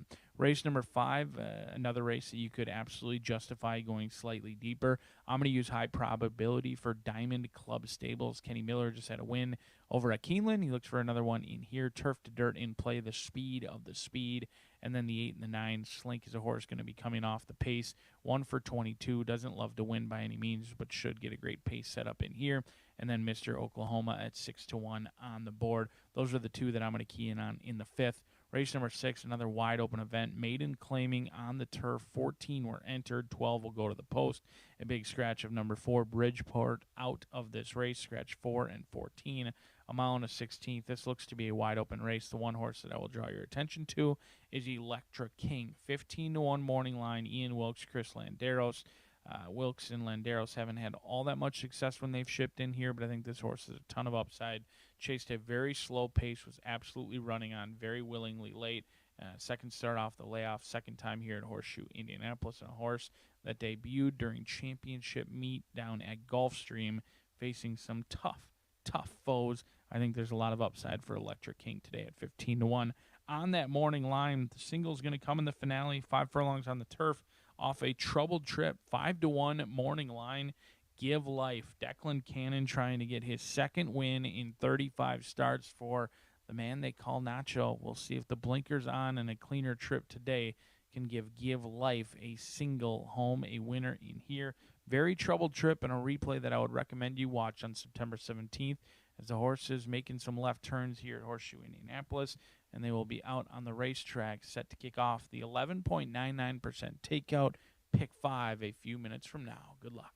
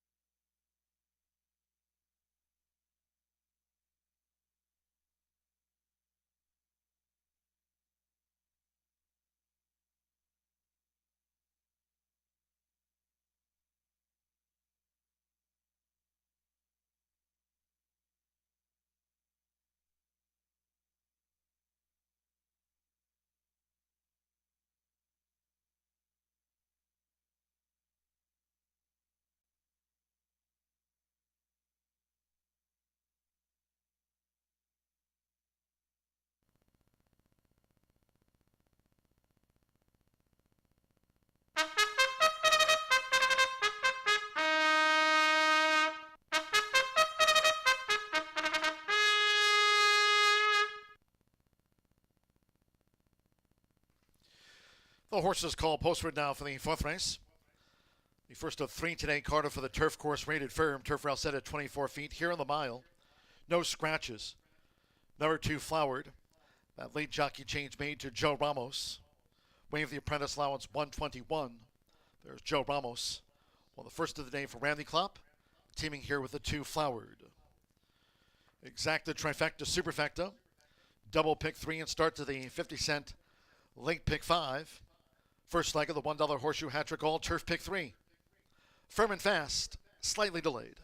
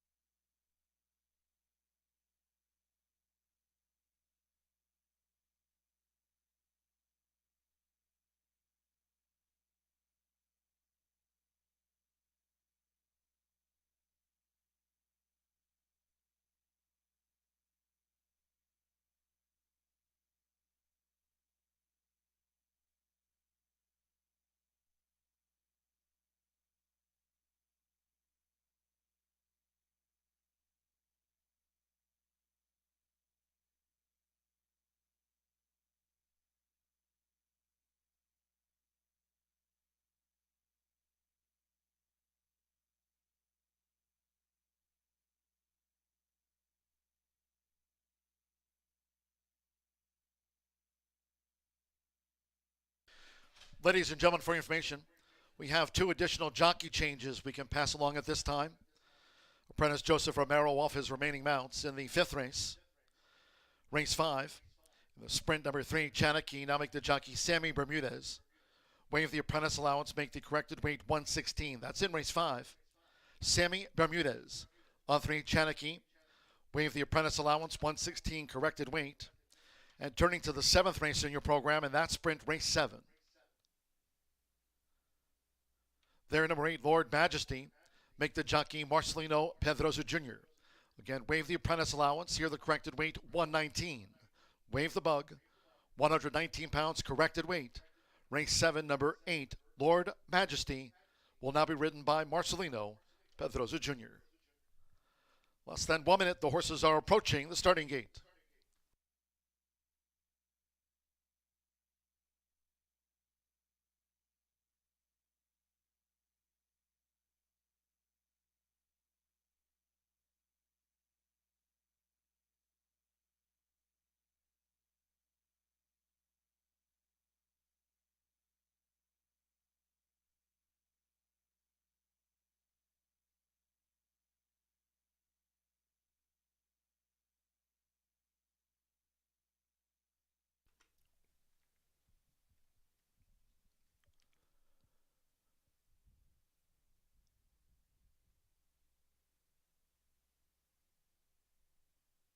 The horses have reached the starting gate. It is now post time. They're going in. Joel Albornoz with Pretty on the Prairie. Alberto Burgos with Lunar Lace the Gray coming up. 5-year-old daughter of Europe. Lunar Lace joins Pretty on the Prairie. Now flowered with Joe Ramos. Our thoughts out to apprentice Joseph Romero after that third race sprint spill. Sando Sanjor, Ace of Cats loaded. Mitchell Morrow with Goody Two Socks.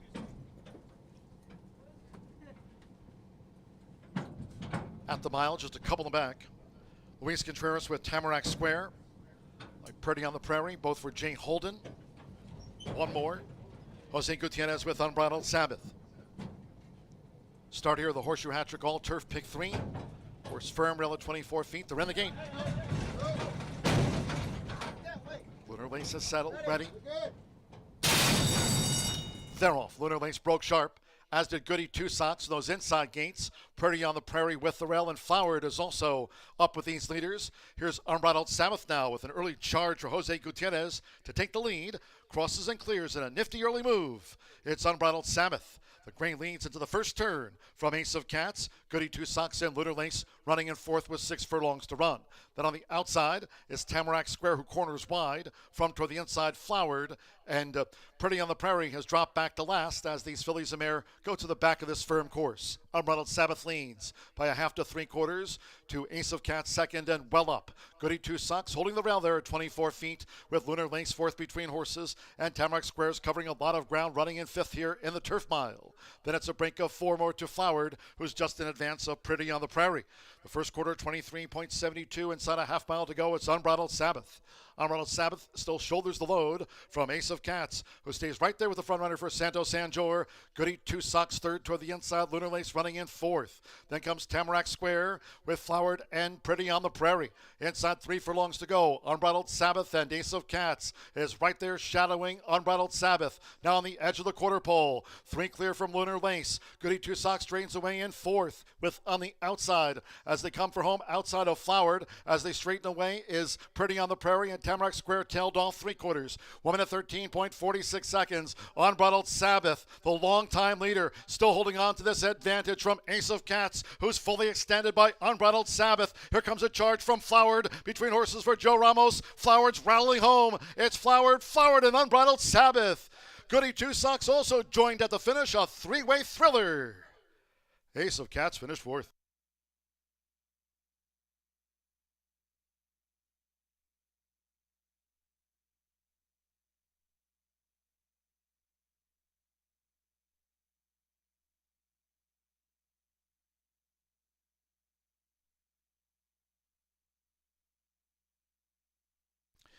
$138.75 after the turf mile. This is a win photograph. Hold all tickets.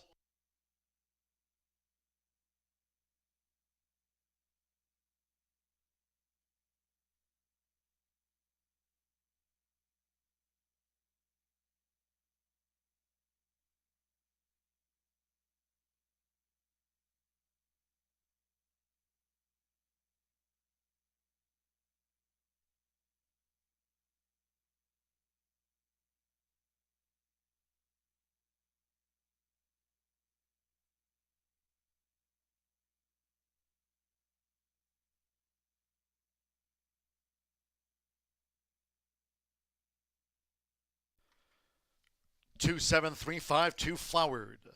10-1 first. Got the nod. 7 Unbridled Sabbath at 5-2 denied. 3 Goody Two Socks. 9-5 third in the turf mile, and number 5 Ace of Cats. 9-2 fourth. Joe Ramos picked it up. Randy Klopp another win on the card. It's Flowered. 10-1 winner to start the late Fire 5.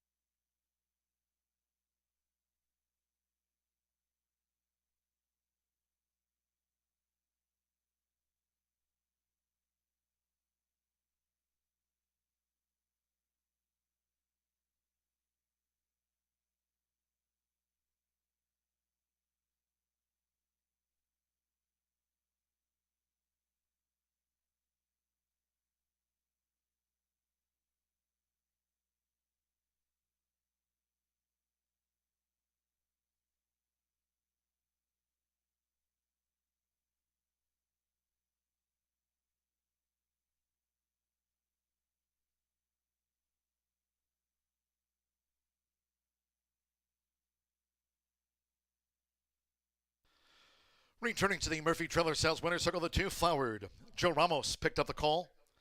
Flowered is a 4-year-old dark mare brown filly by Dowsing. The English Channel mare. English Flower, Randy Klopp owns and trains.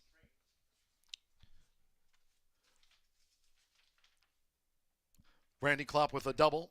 Now 52 wins here this season. Horseshoe Indianapolis congratulates the winning connections of Flowered. Turf Mile official.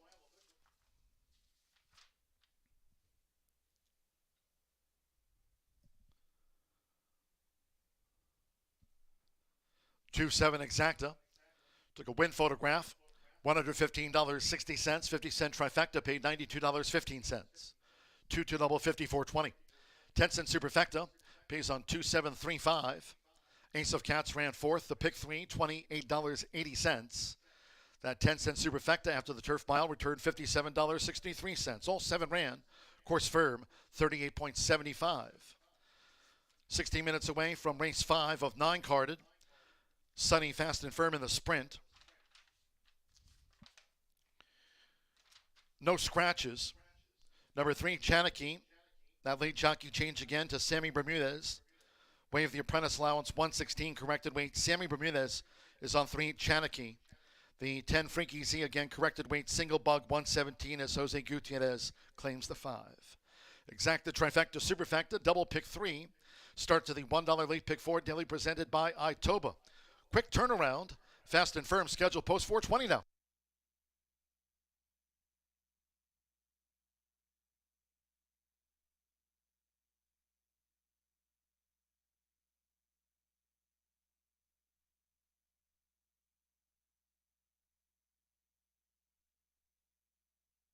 Goody Tucson, those inside gates. Pretty on the Prairie with the rail, and Flowered is also up with these leaders. Here's Unbridled Sabbath now with an early charge for Jose Gutierrez to take the lead. Crosses and clears in a nifty early move. It's Unbridled Sabbath. The gray leads into the first turn from Ace of Cats. Goody Tucson and Lunar Lace running in fourth with 6 furlongs to run. Then on the outside is Tamarack Square, who corners wide. From toward the inside, Flowered. And Pretty on the Prairie has dropped back to last as these fillies and mare go to the back of this firm course. Unbridled Sabbath leads by a half to 3/4 to Ace of Cats second and well up. Goody Tucson holding the rail there at 24 feet with Lunar Lace fourth between horses, and Tamarack Squares covering a lot of ground, running in fifth here in the turf mile. Then it's a break of 4 more to Flowered, who's just in advance of Pretty on the Prairie. The first quarter, 23.72, inside a half mile to go. It's Unbridled Sabbath. Unbridled Sabbath still shoulders the load from Ace of Cats, who stays right there with the front runner for Santo Sanjor. Goody Tucson third toward the inside. Lunar Lace running in fourth. Then comes Tamarack Square with Flowered and Pretty on the Prairie.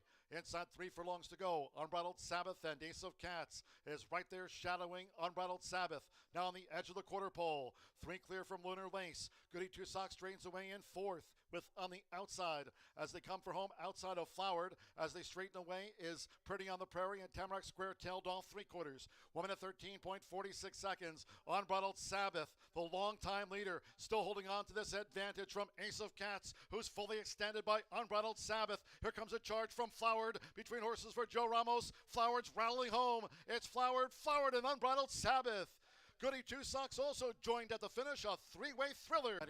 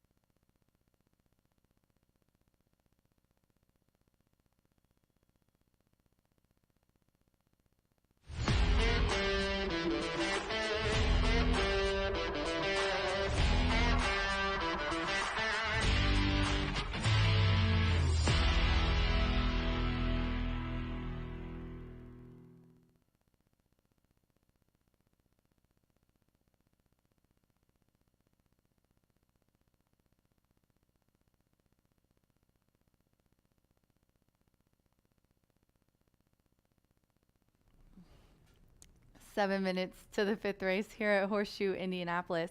And we have a very nice claiming for 5 bottom level. This is kind of an interesting race. These happen in these last couple of months, and it's really kind of hard to peg one down. You know, there's there's a lot of different options, and people are dropping here at the end just to try to get some money before the winner, because you know, these aren't all Indiana breds, but a lot of people are looking at any race that their horse fits in at the end of the year, so it makes for pretty tough handicapping. Do want to give a shout out to Ramos and Klopp scoring a double today on the card, so keep that in mind. My top selection is High Probability, and the jockey is Alberto Burgos, and today is his 27th birthday. Happy birthday, Mr. Alberto Burgos, from all of your friends here at Horseshoe Indianapolis. Also, mark Burgos down because he got that birthday luck, you know what I mean, guys? Kenny Miller is the trainer of this 3-year-old gelding, who gets the birthday boy in the irons. This one tried turf last time and was second, only beaten a length in a tougher class at Belterra, claiming for 75. That was a field of 7. We've got a field of 10 going postward here today. I did get the jockey change. I don't think I wrote it down today. I did want to report that. In this race, the 3, which it's not in my selections, but I do want to report it, that it is Sammy Bermudez. And I'm sure John has told you, but via our general manager, Eric Hallstrom, he said that Joe Ramos is alert and moving and is being transported to Methodist Hospital for further evaluation. So we got Sammy B. Ooh, this is going to rhyme. Sammy B on the 3 here in this race. Chineke. But as we're looking at the 2, I'll continue. Drops in class today. Ran second versus tougher on the grass. Is going back to dirt. Has early lick about him. I mean, he's just in this class here. I think that he's going to be a threat. He broke his maiden last year at Prairie Meadows nicely in a straight maiden. There's our 35. Since then, he's just not ran back to that form. When he tried turf last time, he was really well, but they just decided to put him in this dirt race for a nickel. And then I'm going to go to the 4, which is a Gun Factor, owned by Liz Klopp, trained by Randy Klopp. He's looking for a training triple on the card. And this race today, he gets our top jock by many, Fernando de la Cruz. Fernando, high percentage jockey, Klopp high percentage trainer. This horse also had the highest last race speed rating. If I say high one more time. Randy, obviously being a great trainer, he's high percentage in claiming ranks, 21%. This horse was second last time. Look at this horse. I mean, he sends every time. He's a 7-year-old gelding. He's only been in the winner's circle once, but he's been second, 4 thirds, and he's just always gunning it to the lead. Sometimes it works out for him, and sometimes it doesn't. He also has a nice work on October 3rd, 4 furlongs, 48 and 4. We have some time to make up, so I'm going to be quick here, guys. More Success is who we're going to go with next. This is my long shot. You know, my second pick is 5-2. The 2 is 7-2. My 1 is 13-1. One of the longest shots on the board. This one gets is trained by Rogelio Labra. Louis Contreras, the very classy and talented, is aboard on the rail and has some late speed. I don't know how that's going to favor him because he usually sits pretty far off the pace. We've been switching up the jockey deal here. Burgos was riding, Santo tried. Now we're putting Louis up. This horse has had a little bit of time off. August 16th was the last race.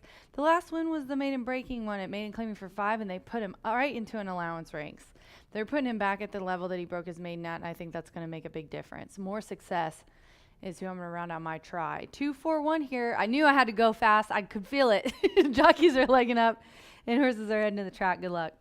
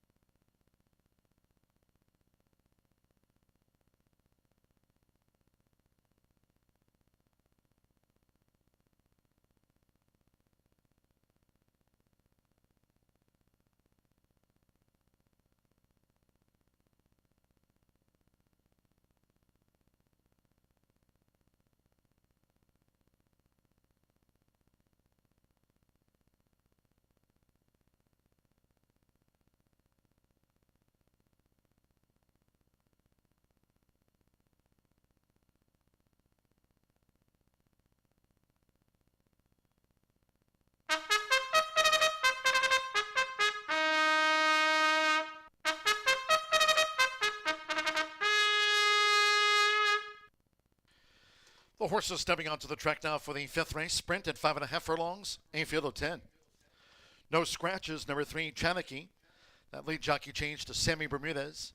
Wave the apprentice allowance, 116 corrected weight. Sammy Bermudez rides the number 3. And 10 Freaky Z corrected weight, single bug, 117.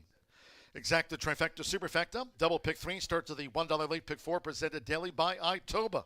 Sunny, fast and firm, and drawing closer to a start.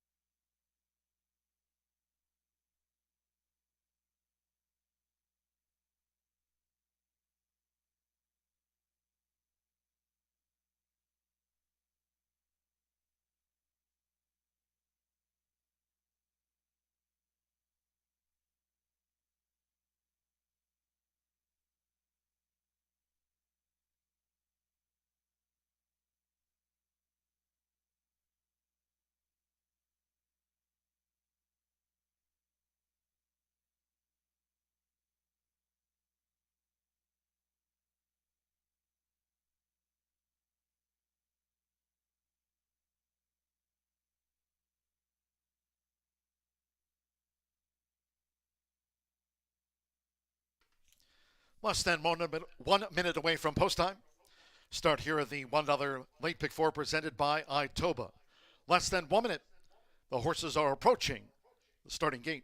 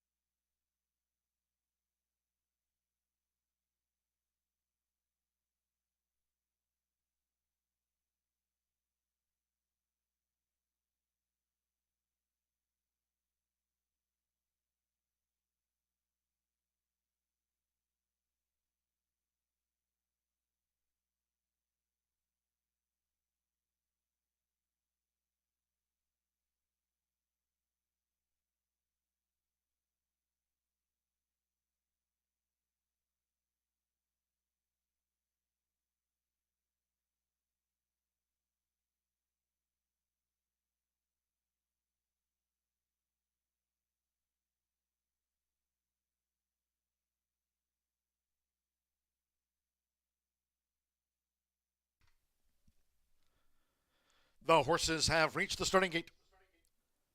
It is now post time. They're going in. Tiago Canuto with Free America. Luis Contreras, More Success, has joined Free America.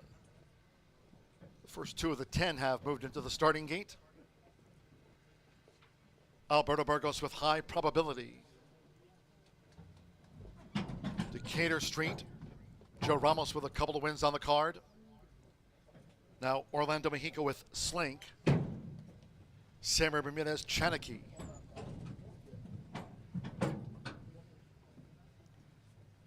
With Mitchell Murrell, Mr. Oklahoma drew 9. Gun Factor, Fernando Leta Cruz for Randy Klopp. With a training double for the meet leading conditioner. Gun Factor's in, Alex Achard, man with the moves. At 5.5 furlongs, so stand by. One more, Jose Gutierrez with Frankie Z to make up the 10.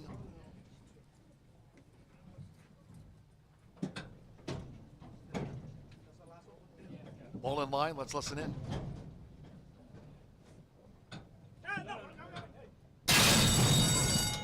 They're off and sprinting.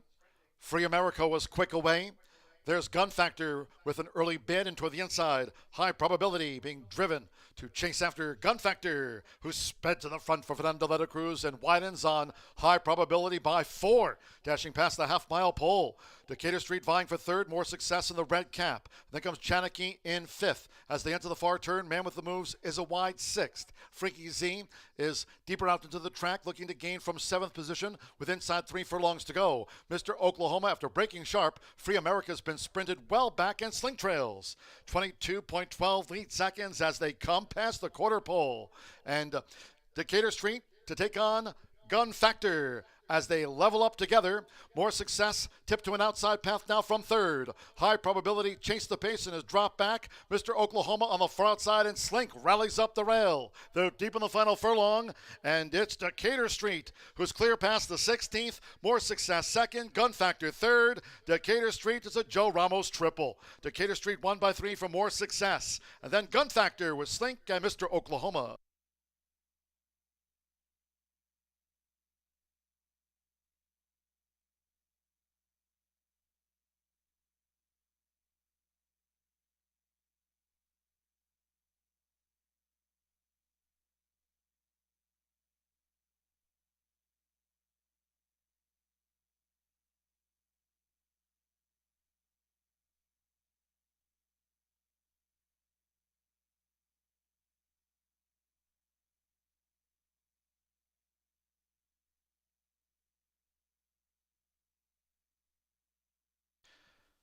.10 seconds after the sprint, 1 minute 5.10. 7-1-4. Photo for 4th. First number 7, Decatur Street at 8-5. One More Success at 15-1 was the runner-up. Number 4, Gun Factor, 7-2 third. Fourth is a photo. 3 on the day for Joe Ramos.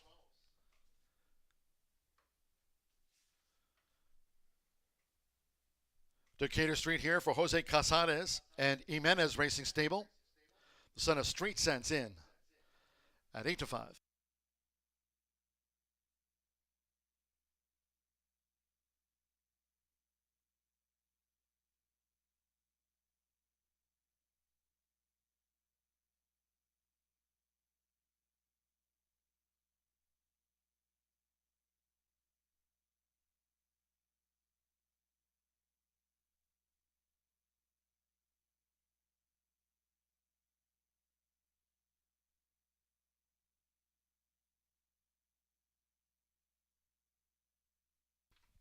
The judges have posted after a photo number 8, Slink fourth, 7-1, 4-8.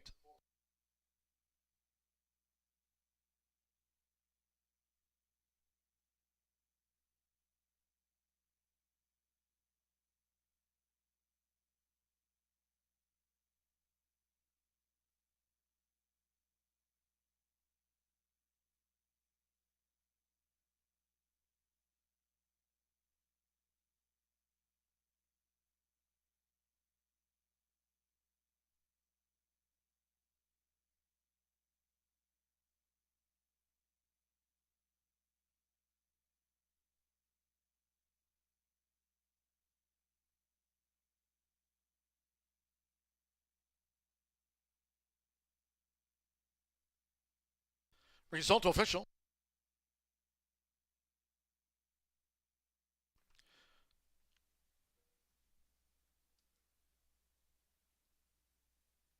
Returning to the Murphy Trailer Sales Winner's Circle, number 7, Decatur Street, Joe Ramos for 3. Triples on the card. Decatur Street, 4-year-old bank gelding by Street Sense. Out of the Smart Strike mare, Caramel Snap. Jose Casares trains for Jimenez Racing Stable LLC of Normando Jimenez. Horseshoe Indianapolis congratulates the connections of the sprint winner, Decatur Street. 7-1 exacta paid $63.40. 50-cent trifecta, $107.20. 2-7 double, $110.20. Slink fourth. 10-cent superfecta, $285.25. Pick 3, $45.50. The $1 early pick 4 pays out on 404, $233.60. The 50-cent early pick 5 daily starts on the 1st, 5 of 5, return $384.35. All 10 ran. Favorite first, 105.10 seconds. 22 minutes away, race 6. Next on the Tuesday agenda, made in Distaff Turf. Scratch 4, Bridgeport, and the 14, Milvin. Scratch the 4 and the 14, a field of 12. 13, Mischief Lily draws in. Mitchell Murrell on the 13, Mischief Lily. Number 5, Tutabella, corrected weight, single bug, 117. Exacta trifecta superfecta. The maiden Distaff Turf features the 10-cent Grand High 5. First pentafecta featured on the Tuesday card. Double pick 3. Post time will be at 4:54.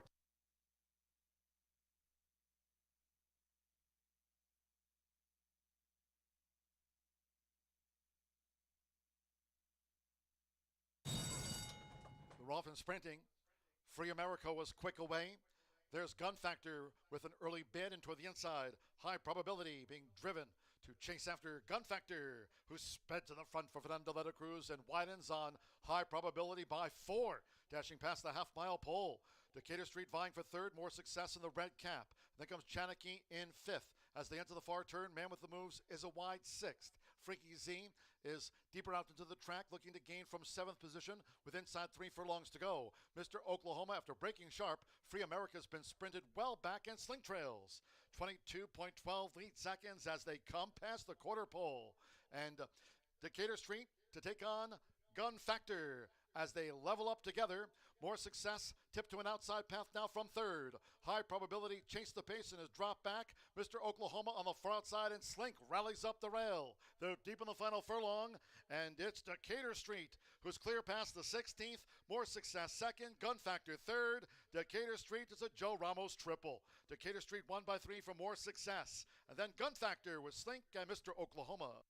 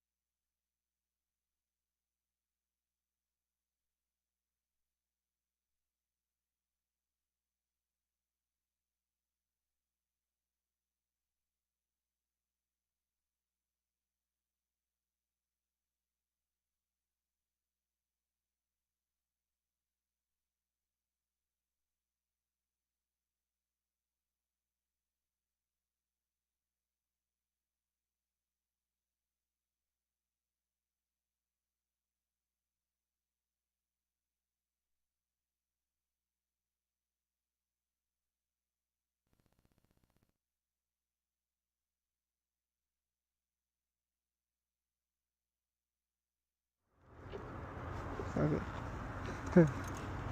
Okay, Mark. Are you ready? Let's fix your hair. It's looking up crazy. Ah, big boss. Good boy. Such a good boy. Okay. I'll be back later. All right, you guys, we're taking a look here from the Meta glasses. We got Meta glasses, and I let Orlando Jr. You saw Orlando Mojica was in that last race. This is his son, Orlando. Known him since he was 5 years old. He's now an exercise rider for Steve Asmussen. He just rode in his first race a couple Thursdays ago, and just doing a great job. He's a valet. You see him in the paddock. He does everything around the racetrack. Love to see the kids that I grew up with when they were little turn into these guys on the track. So we got a lot of different stuff from the Meta glasses. We were still trying to figure them out. Next up, I'm going to try to get Ricky Giannini saddling a horse. But as you can see, we've got some good footage of him working in the morning if you guys want to take a look at that. Thanks.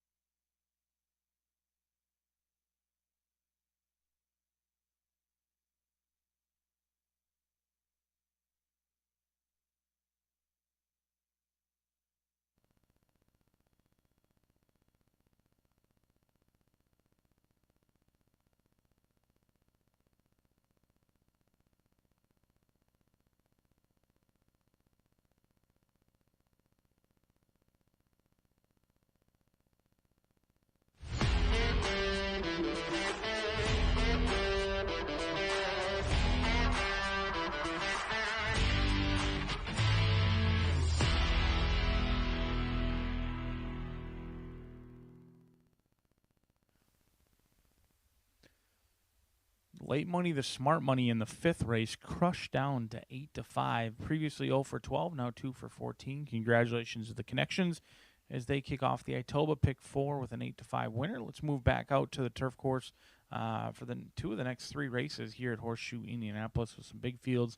Scratch numbers 4 and 14 out of this event. 4 and the 14 are out. Do note, also eligible Mischief Lily does draw in for Tim Eggleston and Redgate Quarter Horse Racing LLC. I'm going to go no further than your current favorite. Now, this was my top selection based on that 15-1 morning line. I do like the horses taking some action, but I much prefer a $30 winner than a 7-2 winner. But a winner's a winner, right? Chris Landeros, Ian Wilkes, jockey trainer combination that's had plenty of success over the years.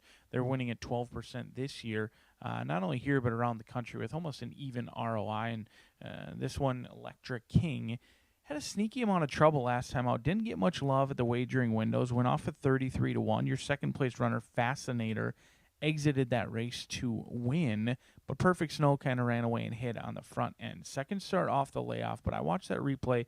They kind of got shuffled back a little bit midway through the turn, and by the time they were given some space and given their head, the race was ultimately over. Fascinator did come back to win here on September 29th at 1-2 as well, but I just really like the way Electric King kind of glided over the turf course, was just kind of hopping right over. It really appeared to be quite happy once she was given space, and she was closing with some big strides in the lane. You can see based on the Equibase chart that she certainly passed some runners in the lane and did so willingly. I think there's plenty more in the tank. A horse who's proven around the distance, debuted at the championship meet down at Gulfstream at the maiden special weight level.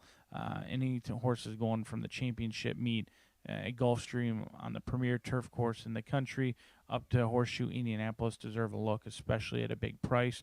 Not so much a big price anymore. Second start off the layoff, second time here at Horseshoe Indianapolis, second time going 2 turns. I think there's a lot to like and plenty of upside with the good-looking daughter of More Than Ready, Electra King, but they are drawn on the inside, so they're going to have to work out a trip for a horse who doesn't have much early speed. We'll see how it shakes out today. 7-2, projected to go off at 5-1. Certainly like this horse a lot better at close to 15-1 on that morning line. The horse I thought was going to take a lot of action is Danita. For table 38 racing, Edgar Morales and Jordan Blair, a 3-year-old filly by Higher Power that drew $65,000 at the Keeneland September sale 2 years ago. Now in for a tag of $25,000, actually debuted for $16,000. Has really never taken much love at the wagering windows. Went off at 20-1 on debut at Ellis, and then 14-1 at Churchill Downs in a maiden special weight event. But I was really impressed with how this horse ran at Ellis Park. It was a race in which they paid out a mandatory pick 6 that day and broke sharp, went right to the lead. It was a solid debut at 20-1. I thought fought on admirably, did go quick on the front end, and I know horses often don't stop at Ellis in the heat of the summer, but they went 22-2, 46, slowed it down a little bit that second quarter, and then 110 and stayed on with it. Battled right through the line, was 2 lengths clear of your third place runner. I think there's upside. Our turf course is playing favorable to horses on the front end. I think Danita is just that. I frankly expected this horse to be heavily backed, closer to 8-5 versus 9-2.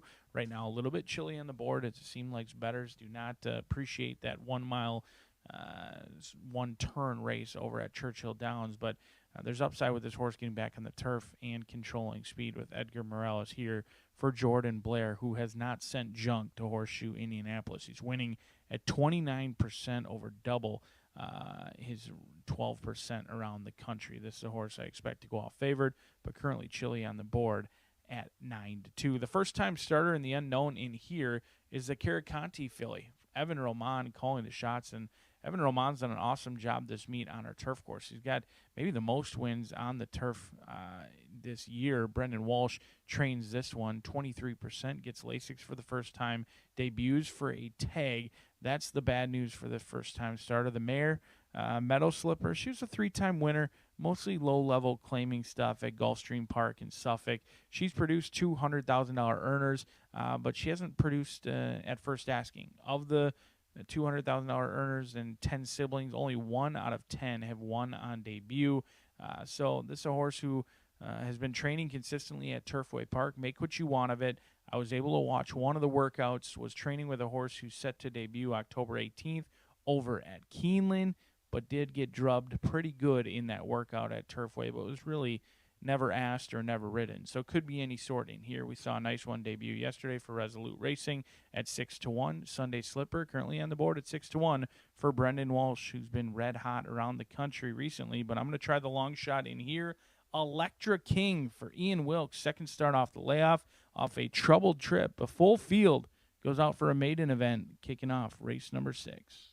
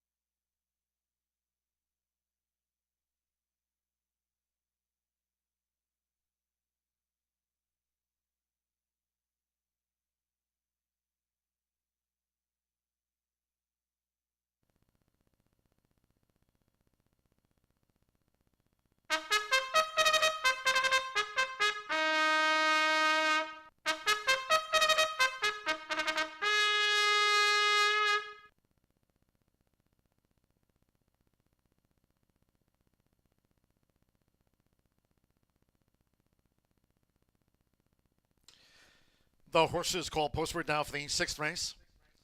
This is Carter for the turf course over the mile and a 16th. A field of 12 here. This maiden distaff. Scratch 4 Bridgeport and the 14 Milvan. Scratch the 4 and the number 14. 13 Mischief Lily, the jockey Mitchell Murrell. On 13 Mischief Lily, Mitchell Murrell. 5 Tuta Bella, corrected weight, single bug 117. There's Jose Gutierrez. Claims the 5-pound apprentice allowance, partners the 5, Tutabella, 117 single bug. Exacta Trifecta Superfecta, 10-cent Grand High 5. First Pentafecta featured here on the Tuesday matinee. Double pick 3, 2 minutes.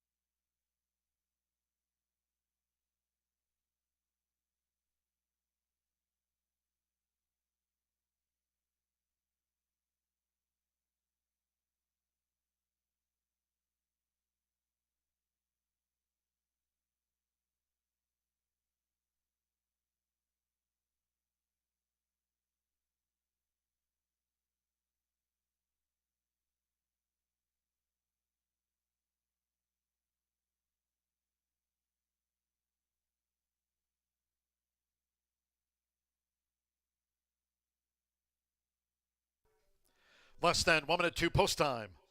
Less than 1 minute.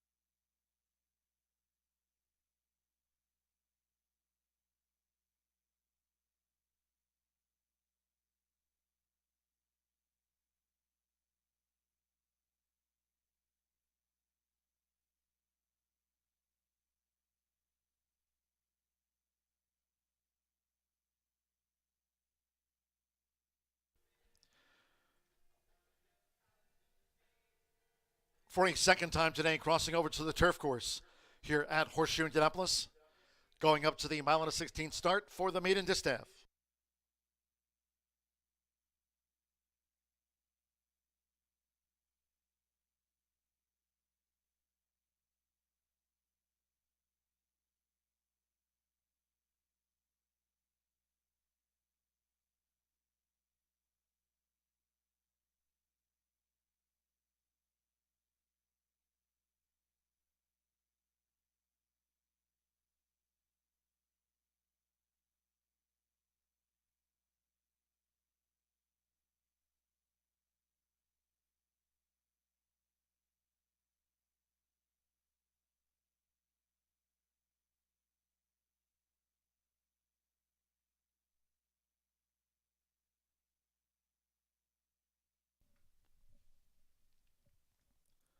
The horses have reached the starting gate.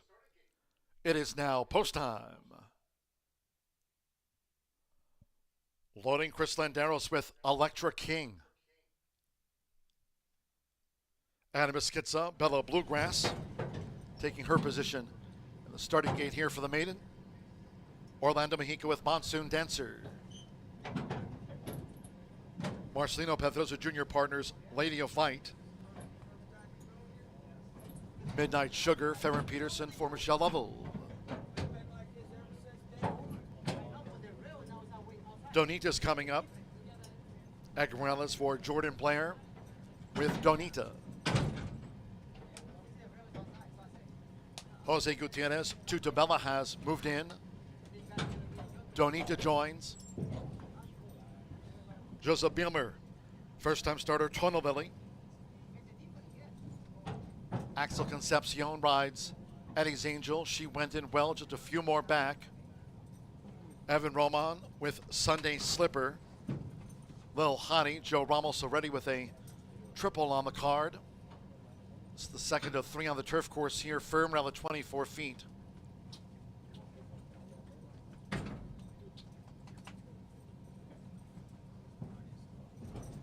Waiting for Tonalilli. Lil Hottie and Mischief Lily will be last.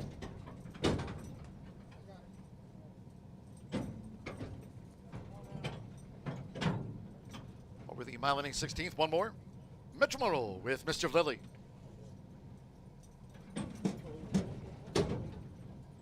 They're in the gate.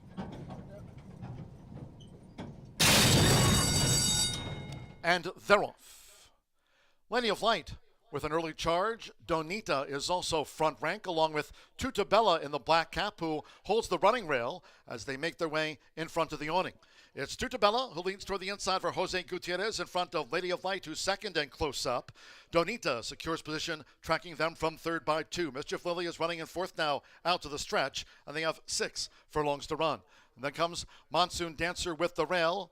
Between horses, Bella Bluegrass on the outside, Lil Hottie, and deeper out is Sunday Slipper as these leaders go to the back of the course. Then it's a break of 4 more to Eddie's Angel, who's next in formation from Electric King, and the first-time starter, Tono Lily.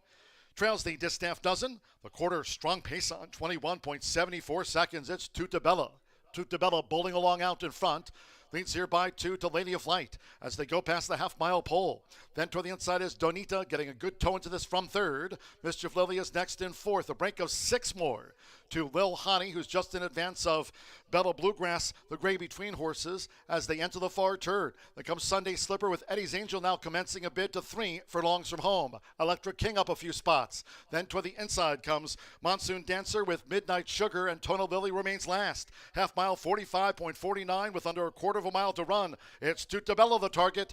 3/4 1 minute 11.25 seconds. Tutabella. Here's Donita. Donita's charging with Eddie's Angel on the outside. Then to the rail is Bella Bluegrass. Electric King on the red cap. 1 furlong to go. It's Eddie's Angel. Eddie's Angel strikes the top for Axel Concepcion. Leads here by 3. Now well inside the final half furlong. Staying on as Electric King. Getting into second. It's Eddie's Angel.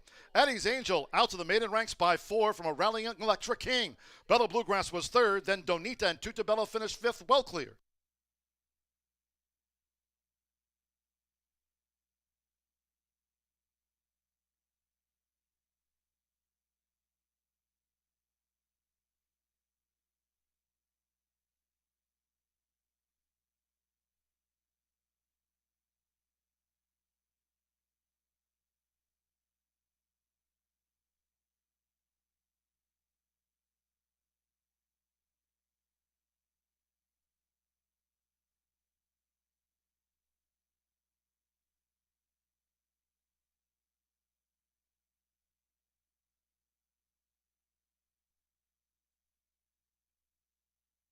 .143.79 after the maiden distaff turf.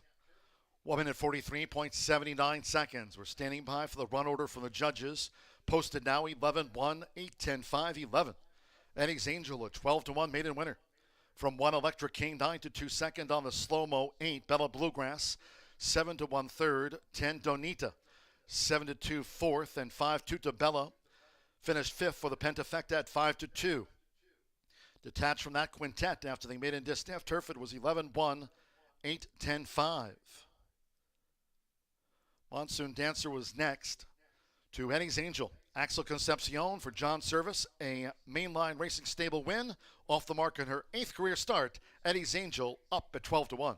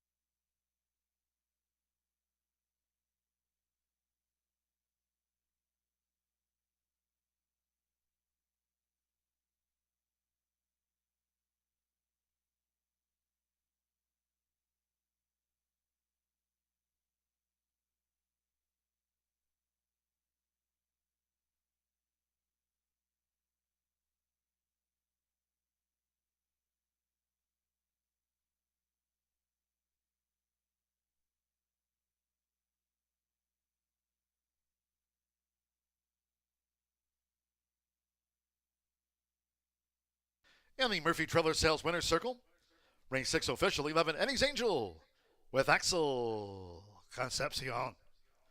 Eddie's Angel is a 3-year-old Grey Roan filly by Run Happy. Out of the Giants Causeway mare, Bomb Bourbon. John Service trains for Lewis P. Bucky's Mainline Racing Stable. Horseshoe Indianapolis congratulates the winning connections of Eddie's Angel. She's out to the maiden distaff ranks. Results in after race 6. 7, 8, and 9 to follow. 11-1 exacta, 143.20, 50-cent trifecta paid $233.50. The 10-cent pentafecta, Tutabella ran 5th, returned $487.68. Pick 3 pays out $340.20. The 7-11 double combining Decatur Street to Eddie's Angel, 101.40. Donita 4th. 10-cent superfecta returned $277.43. 12 ran 143.79 after the maiden. 19 minutes away from race 7. In the sprint, no scratches. Number 7, MB's Money, the jockey Edgar Morales. Edgar Morales on 7, MB's Money. 8, Lord Majesty will be ridden by Marcelino Pedrosa Jr. With 57 victories here this season, Marcelino Pedrosa Jr. rides 8, Lord Majesty, Wave the Bug, 119. 10, Golden Hornet, corrected weight. Corrected weight, Golden Hornet, single bug, 120.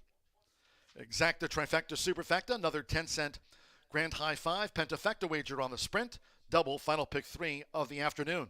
Post time 5:24. Just a quick reminder to all of our Horseshoe Indianapolis faithful. Next 2 race cards, that'll be tomorrow and Thursday to wrap up this 4-day stretch. Wednesday and Thursday cards from 2:10. No live racing Friday, Saturday, Sunday, nor this upcoming Monday.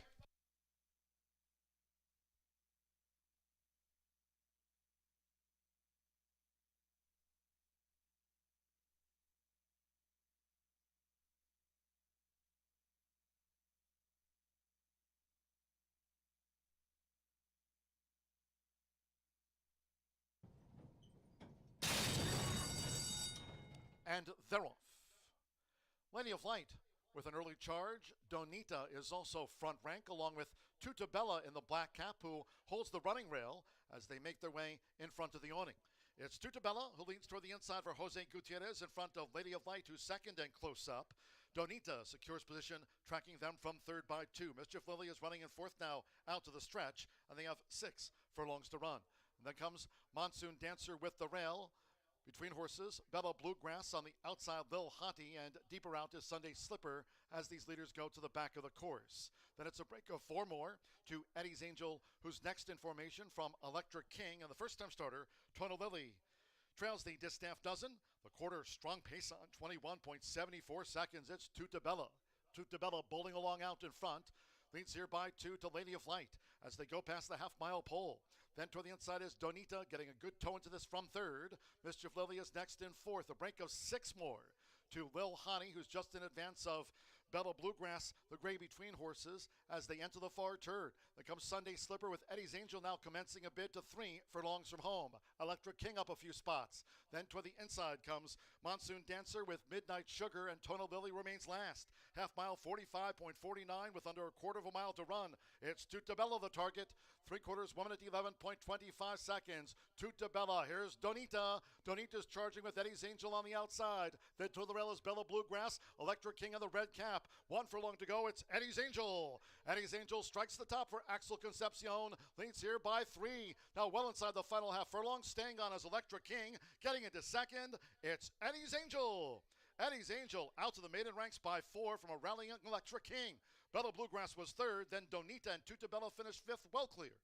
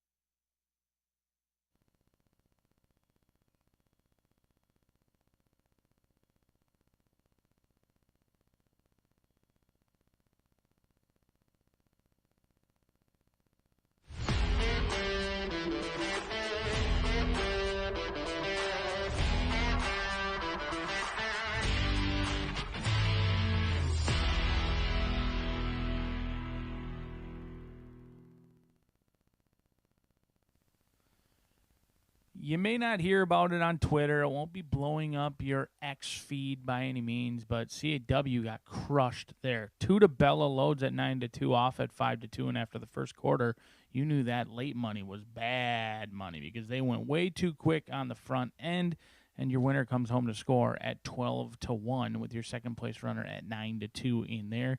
Doesn't always play out how they expect, and sometimes you do get rewarded a 12-1 winner in race number 6.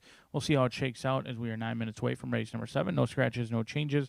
10 of them set to go to the gate. 6 furlongs in here for a claiming price of $10,000. And I thought this was a challenging event. It looks like bettors would happen to agree, at least for the early portion of the wagering. Current lukewarm favorite is in post position number 4, 3-1 on Gimme 3 Steps. But I'm going to go just to the outside of that one with MB's Munnings. Edgar Morales, Adam Gertison, a 5-year-old roan by Munnings. The 5-time winner had 3 wins in 2024, but has not been the same animal in 2025. Now, has changed hands 3 or 4 times over that span, banked $120,000 last year to only $12,000 this year. But this horse has some upside. Edgar Morales, when he teams up with Adam Gertison, a perfect 1-for-1.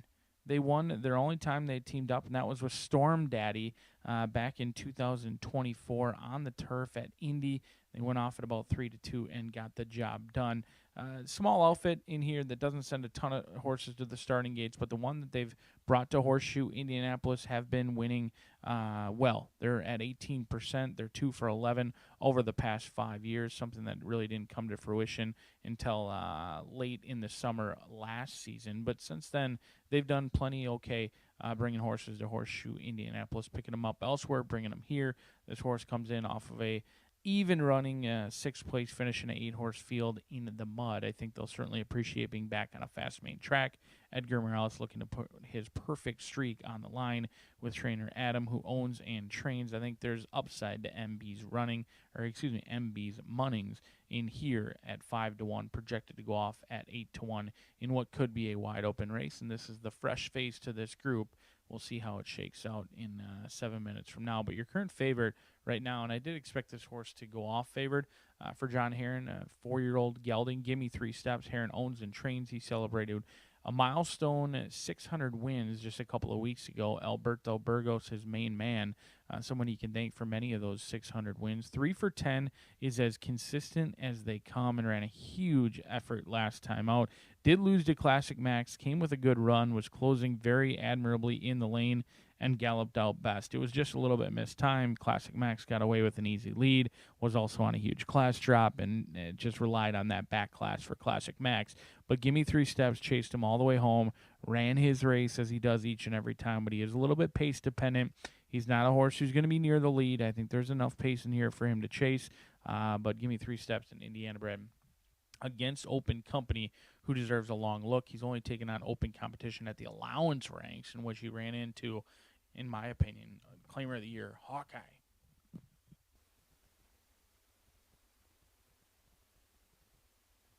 Who is 8-1 Monumental Justice, Tommy Medina and Joe Ramos. A couple of guys that have been red hot for a trainer. Thomas Medina, he's won a lot of races, 18%. That's actually down a hair from where he started, around 22%. Joe Ramos having himself an awesome day, and he's looking to make this a true battle. He may be plus 200, plus 250 right now to win the trainer's title, as Fernando de la Cruz has had his name atop those rider standings throughout the entire season, but Joe Ramos is going to give it his best effort. This 5-year-old chestnut is 3 for 17, winless on the year, much like some of the others in here. Banked a good amount of money last year, not so good this year. That's the tough part about owning horses. $53,000 in earnings last year, only less than $5,000 this year, but is lightly raced and has some upside, and here's why. This horse went off at 5-2 at this level last time out against state-bred competition, albeit, but at the same claiming price, and missed the break badly. Did close into it, did run onto it, but completely was eliminated at the start. And was 5-2. They hopped. They completely missed the break, and there was going to be better days ahead.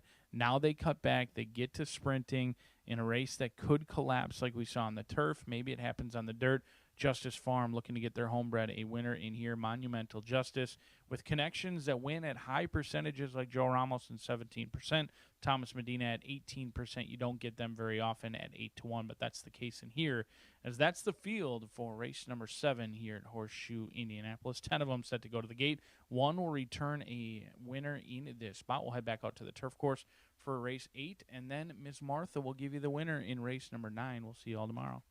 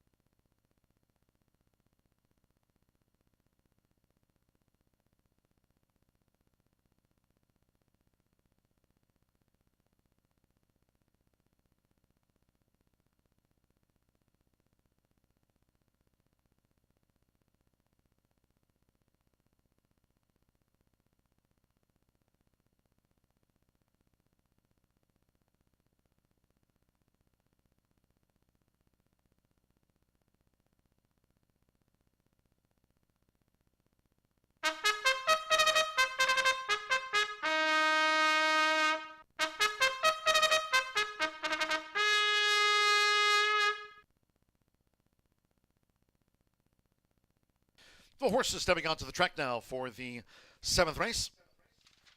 All 10 run here, sprint over the 6. 7 MB Money. The jockey Edgar Morales on 7 MB's Money. Edgar Morales. 8 Lord Majesty Marcelino Pedrosa Jr. Rides 8 Lord Majesty. Wave the Bug 119. 10 Golden Hornet. Corrected weight single bug 120. All 10 run exacta trifecta superfecta. The 10-cent grand high 5 pentafecta wagering. Featured here on the 6 furlong dash. Double final pick 3 of the day. Fast and firm. Closer to a start.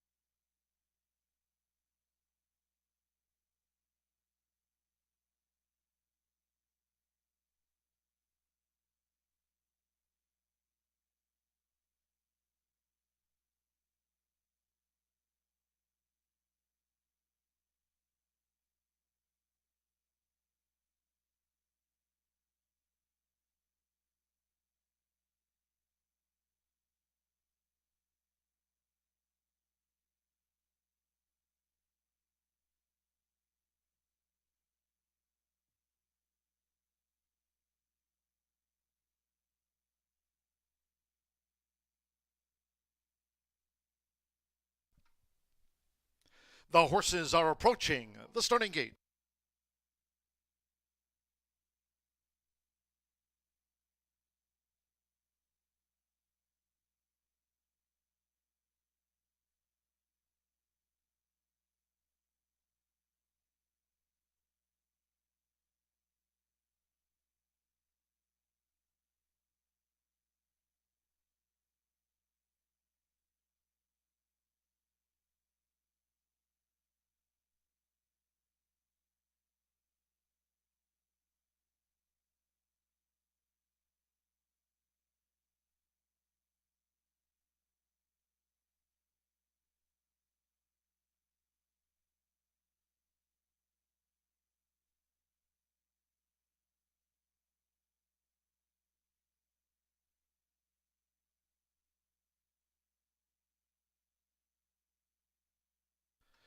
The horses have reached the starting gate.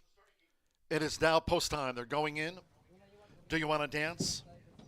Join Zappin' It. Monumental Justice, Joe Ramos, with the triple on the card. Here to make it 4. Egrella's with MB's Bunning. El Rosilo coming up. 14-1 at El Rosilo. Marcelino Pedroza Jr. with Lord Majesty. Alberto Burgos with Gimme 3 Steps, went in well. Manny Esquivel, Unpredictable Bay, drew 9. JJ's Ranger loads. Chris Amy for Brittany Vandenberg. JJ's Ranger has joined the line. One more. Jose Gutierrez with Golden Hornet, all 10 run.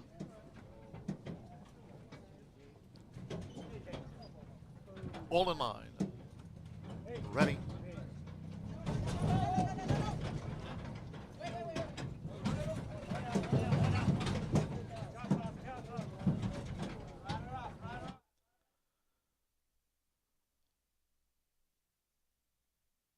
So the sprinters rocking the gate as starter Ray Kuick now goes behind with the track veterinarian right there on scene.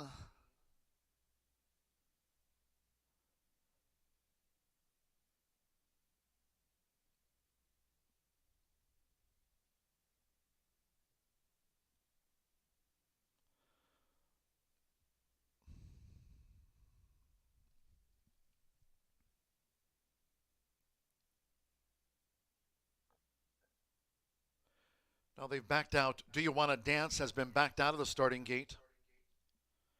Alex Achard rides Do You Want to Dance.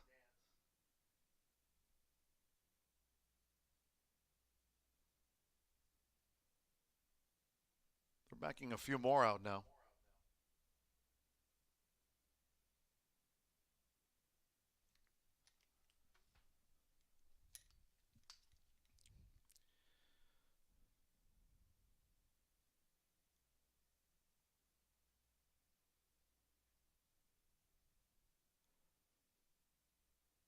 The track veterinarian now confirming with the stewards here.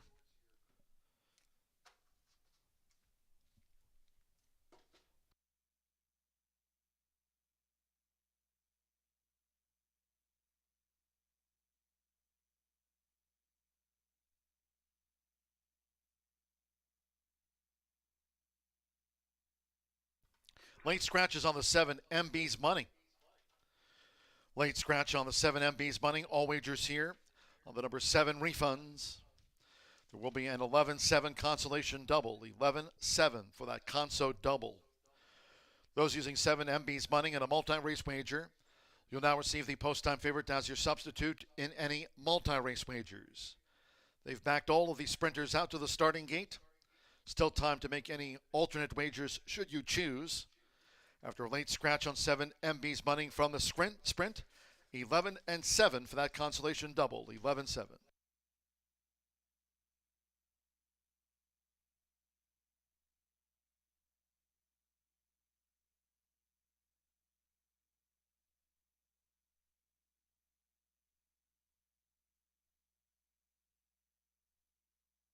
Here's another late scratch. 3 El Rosilo. Another one ordered scratch by the stewards upon recommendation of the track veterinarian. 10 were due to start. We've lost a couple of them. Scratch 3 El Rosilo, and it's noted the 7 MB's money. Another consolation double, that'll be 11-3. 11-3, 11-7 for those consolation doubles. As is the case with the 7 MB's money. Multi-race wagers on 3 El Rosilo now transferred to the post-time favorite here for the sprint. 11-3, 11-7 consolation doubles. 3 and the number 7, both out to the sprint.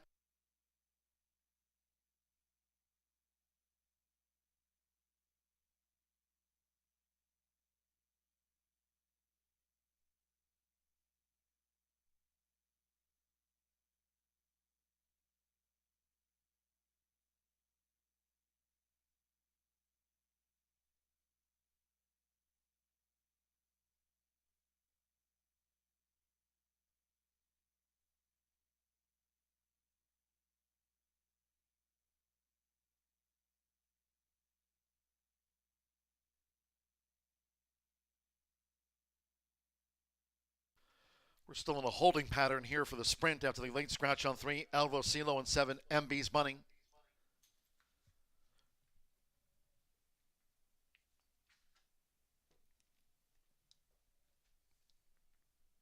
Now reloading. Zapping it, Fernando de la Cruz. For Randy Matthews off the claim, back in. Alex Achard with Do You Wanna Dance? Joe Ramos, Monumental Justice, reloading here for the sprint.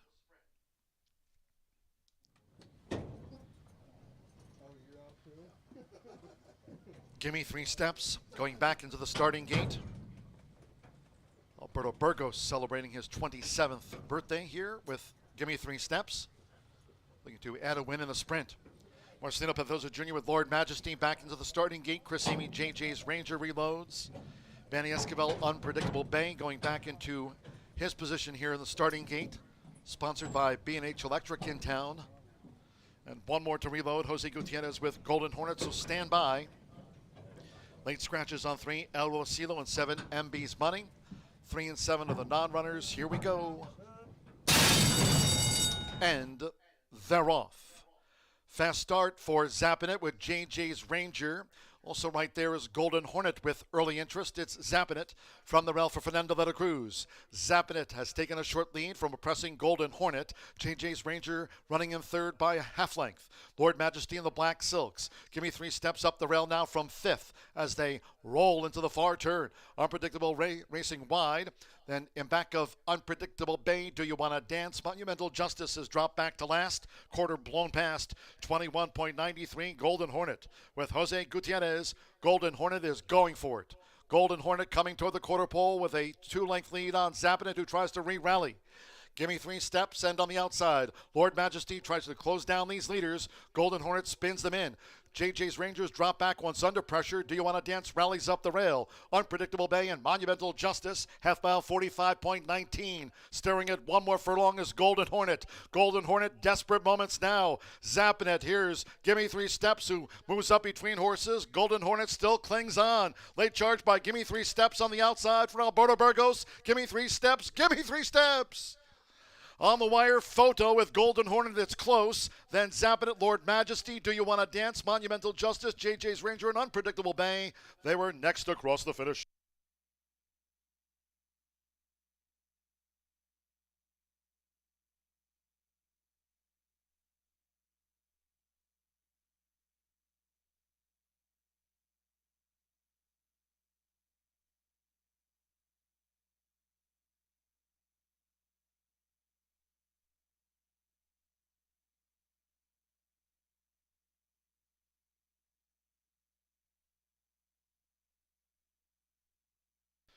$111.40.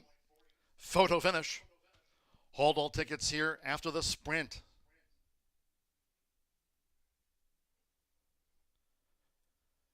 Zappin' It was back in third. Lord Majesty, Do You Wanna Dance? Monumental Justice, JJ's Ranger.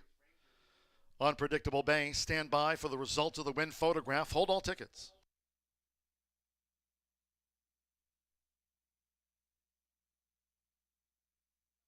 $410,186. 4, Gimme 3 steps. At 8-5 first. 10, Golden Hornet at 5-1 was second. 1, Zappin' It. 5-2 third. 8, Lord Majesty at 20, 1-1 fourth. 6, Do You Want to Dance? 5th. 410 186, celebrating 27 years. Alberto Burgos on the birthday score sheet. Here for John Harron. Give Me 3 Steps at 8-5. The favorite up. In time.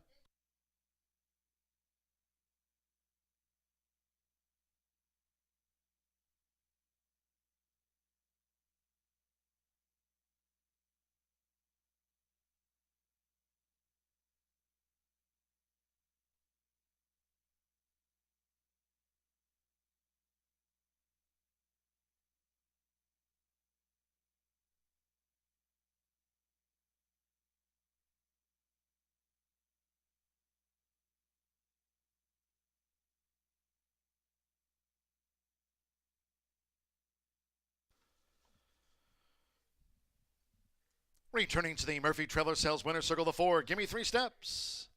Happy birthday, Alberto. 27 years celebrating here today on the Murphy Trailer Sales Winner Circle. For John Harron, Give Me 3 Steps, a 4-year-old big gelding by Reddy's Image. Out of the Icebox mare, Amanda's Icebox. For Harron Thoroughbreds NLC. Horseshoe Indianapolis congratulates the winning connections of Give Me 3 Steps.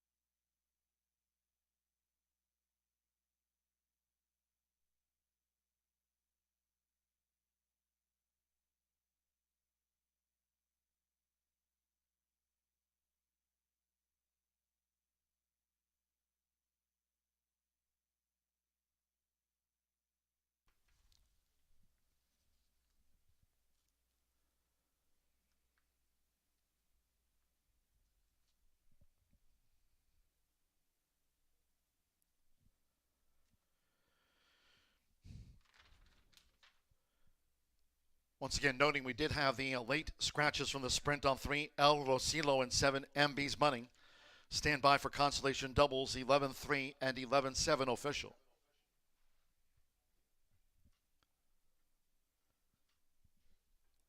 The 11, well, we'll get to those doubles in just a sec. 410 exacta paid $26 even. A couple of doubles. Pentafecta, $153.11. Do You Want to Dance? Ran 5th. The 50-cent trifecta, 410, 131.60. 11-4 double, 103.80. 11-3 consolation double, $24 even. $24 for that other consolation double, 11-7. 11-3, 11-7 were the conso doubles. 10-cent superfecta, $60.91. Lord Majesty ran 4th. And again, that 10-cent pentafecta, rounded out by the 5th. Do You Want to Dance? Paid $153.11. Pick 3, $64 and change. A couple of claims. One Zappin' for $10,000. Zappin' was claimed. New owner Juan de la Cruz. Trainer Rogelia Labra claimed Zappin' for $10K. Claim 4, Give Me 3 Steps, the winner. Give Me 3 Steps was a $10,000 claim. New owner Timothy Hemiser. Trainer Tomas Medina claimed Give Me 3 Steps. Got up to win the sprint, 111.40. Couple more to go, race 8. Last one on the turf today before the quarter horse maiden closer. Scratch the also eligibles, 13 Stormy Cut and 14 Shirley Ann. Scratch the AEs, 13 and the 14. No rider changes. The 8 Momentario corrected weight, single bug 114. Post time 5:57.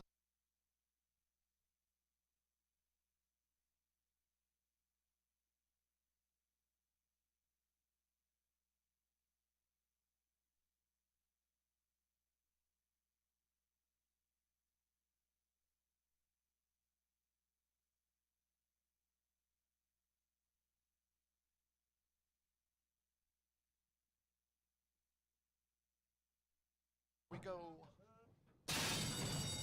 and they're off. Fast start for Zappin' It with JJ's Ranger. Also right there is Golden Hornet with early interest. It's Zappin' It from the rail for Fernando de la Cruz. Zappin' It has taken a short lead from a pressing Golden Hornet. JJ's Ranger running in third by a half length. Lord Majesty in the black silks. Give Me 3 Steps up the rail now from 5th as they roll into the far turn. Unpredictable racing wide. Then in back of Unpredictable Bay, Do You Want to Dance? Monumental Justice has dropped back to last. Quarter blown past 21.93.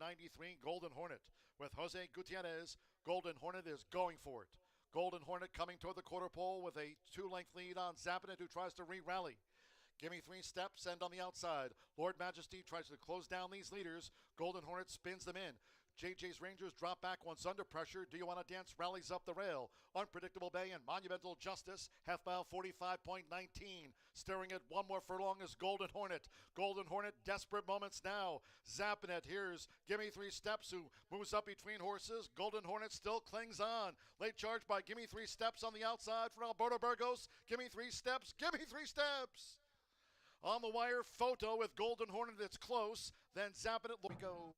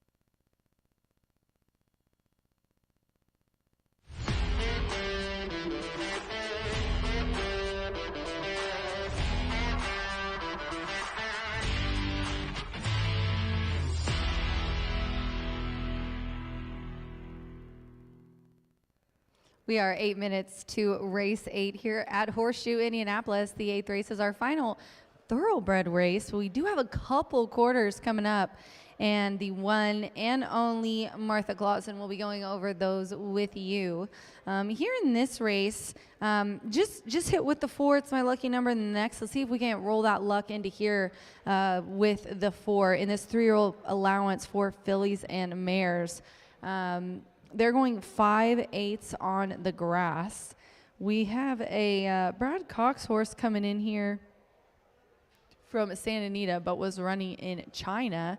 An interesting field. Nothing but the AEs are out. And then also just remember that Jose Gutierrez, our bug boy, is now a 5-pound bug here today. So all those weights need to be adjusted as such. Let's kick things off with Midnight Mary here. Barcenas is aboard here today. He's looking for his first win. He's up for Mr. Wayne Catalano. This 8th race also, I forgot to mention, is our FanDuel race of the day. If you bet on one of these horses, you get your money back, first, second, and third place if it finishes across the board.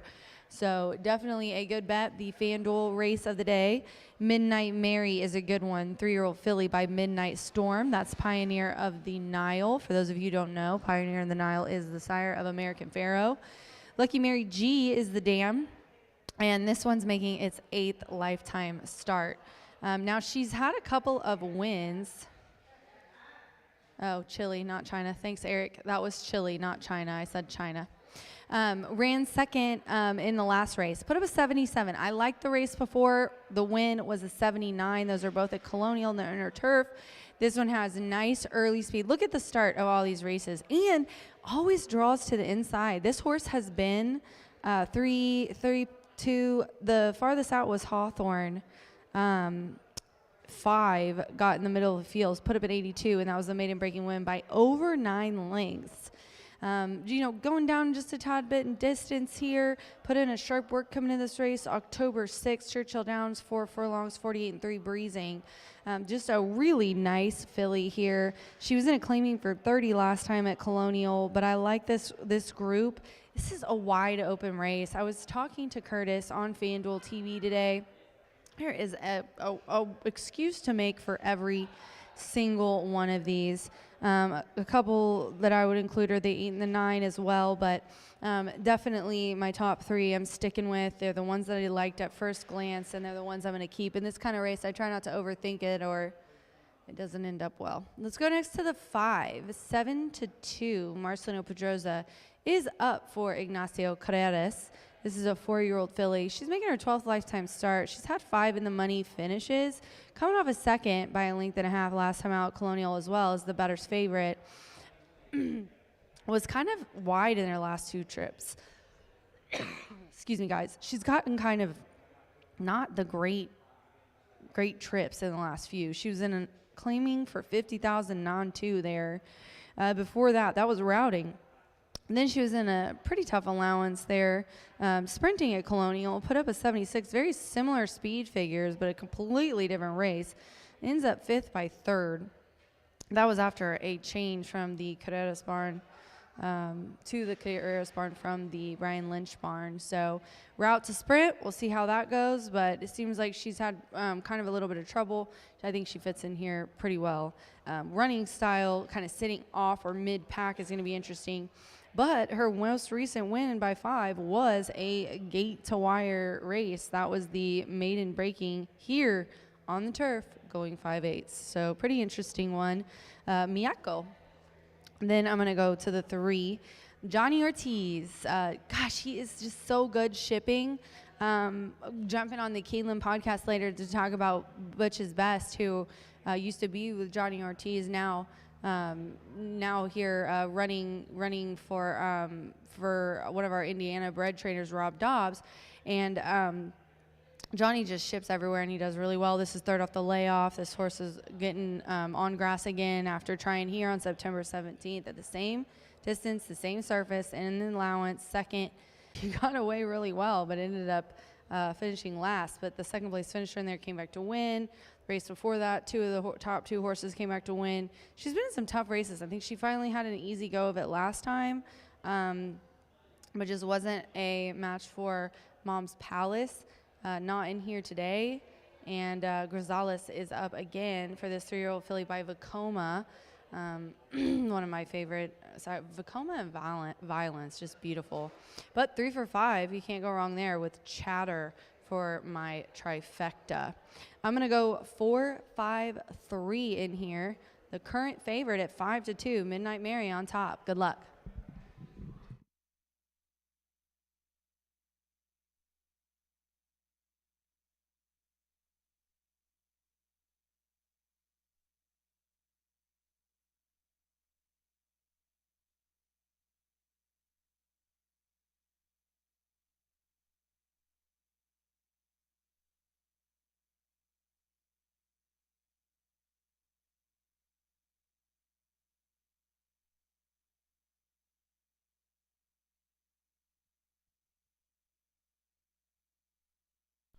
Please note here a late program correction. Program correction number 12, Maybe Lucky and Wild. Wore blinkers last time out. Blinkers here in the turf sprint for the 12, Maybe Lucky and Wild. Blinkered last time out and today.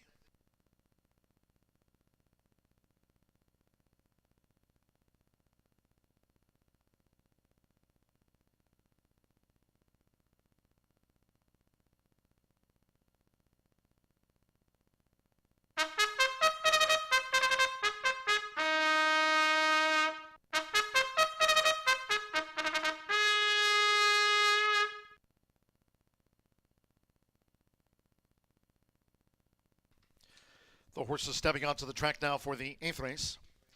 Distaff turf sprint over the 5 furlongs, a field of 12. Scratch the also eligibles 13, Stormy Cut, and 14, Shirley Ann. Scratch the AEs 13 and the 14. 8, Momentario, corrected weight, single bug 114. Just announced number 12, Maybe Lucky and Wild, blinkers last time out, and blinkers here for the 12. Exacta Trifecta Superfecta, 10 cent Pentafecta, starts at a late double. Firm and fast.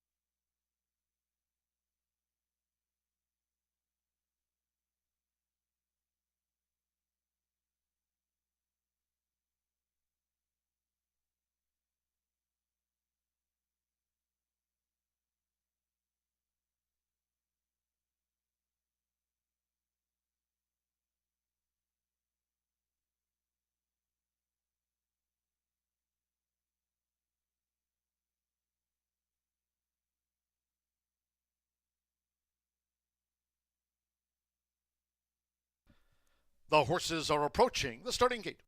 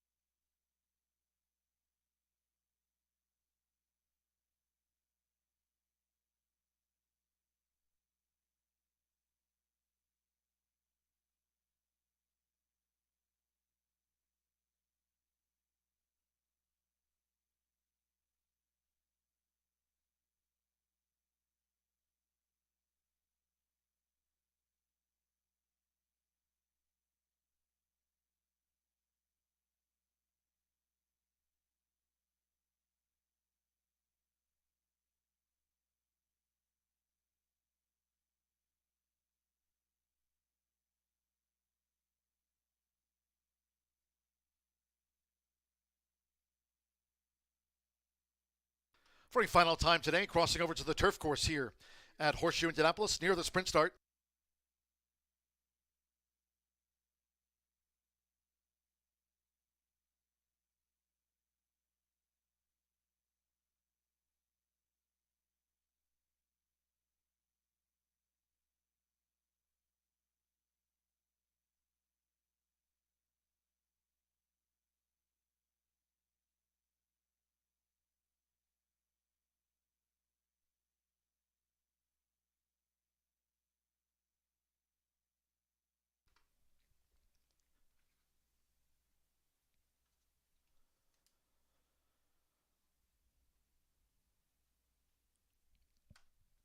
The horses have reached the starting gate.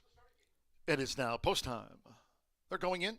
Mitch Morrow with Royale with Cheese, the first filly of 12 to move into the starting gate here. Gavin Ashton with Theatrics coming up to join Royale with Cheese. Fernando de la Cruz and the Chilean bred filly Shining Star. Jose Gutierrez with Momentario Druate.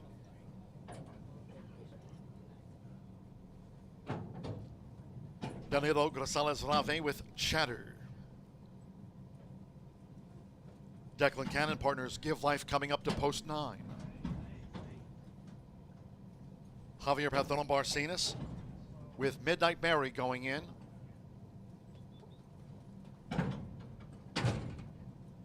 Sophie Doyle partners Swan House. Here's the daughter of Hard Spun. Air Horse 1 drone view from above. Course here firm. It's been a beautiful day. Turf rail at 24 feet this race week.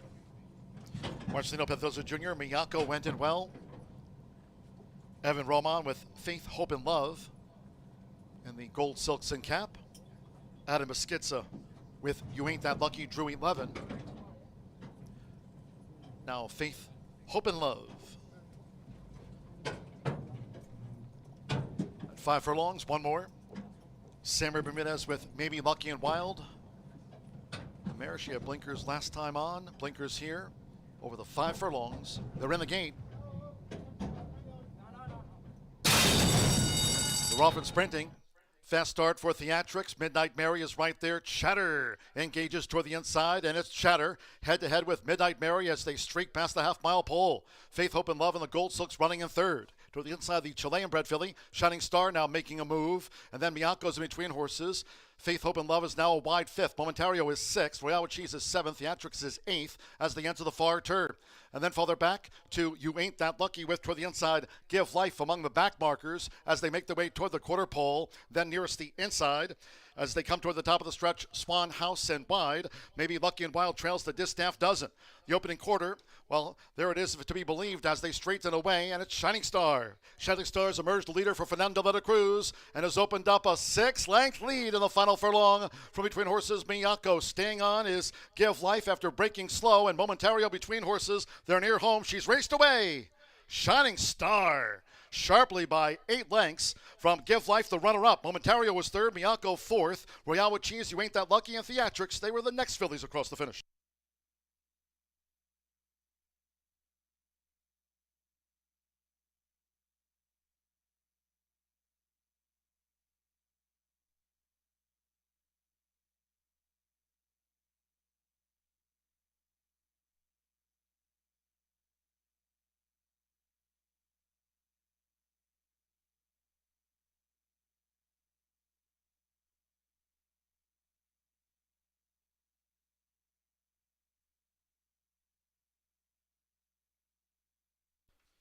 55.84 after the distaff turf sprint. 55.84. 29851, Shining Star. There she is at 3-1 first. Number 9, Give Life, 13-1 second. Number 8, Momentario at 6-1 third. 5, Miyako, 9-2 fourth, and 1, Royale with Cheese at 20-1 odds getting into the frame for the Pentafecta. 55.84. The quarter was posted. 20.81, half up in 44.07. 55.84, Chilean bred filly by Sahara Spirit, her second stateside start. Brad Cox, Sumaya, U.S. Stable. Shining Star, 3-1, blew the doors off them.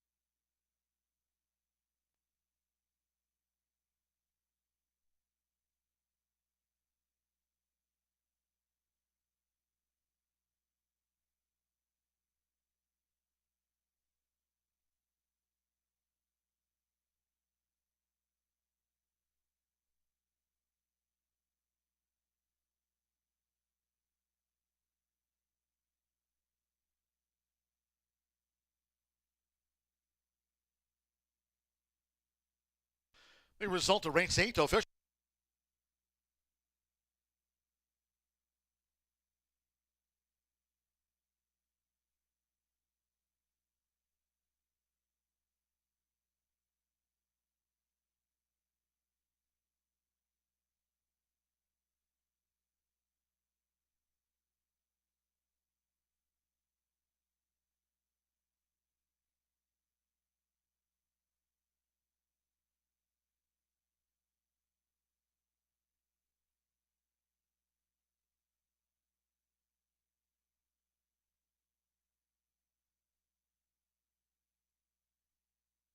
Returning to the Murphy Trailer Sales winner circle, the 2, Shining Star with Fernando de la Cruz.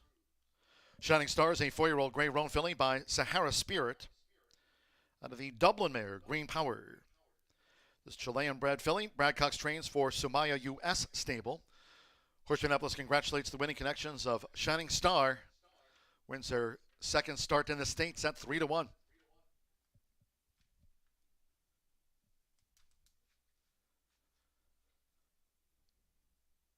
The 2-9 exacta paid $110 even.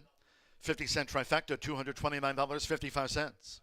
4-2 double, $34.60. Miyako was fourth. 10-cent superfecta, $181.39. Royale with Cheese was fifth. 10-cent pentafecta, there's that payout, $487.33. The $1 late pick 4, presented daily by Itoba. 404, $856.40. The 50-cent pick 3 on races 6, 7, 8, capped off by Shining Star. For that 50-cent pick 3, paid $89.20. And the 9th, Quarter Horse Maiden over the 300 yards. Fast Track, Scratch 10, Apolitical Hippie. And the 12, Stolen Treasure. 11, JY Bravo draws in, breaks from post position number 10. For JY Bravo, breaks from 10. 9, Del M, the jockey Diego Bocanegra, running 9, Del M. 5, Gladys Knight, 2 pounds over with the pips. Exacta trifecta superfecta on the 10-cent quarter horse pentafecta, post time 6:25.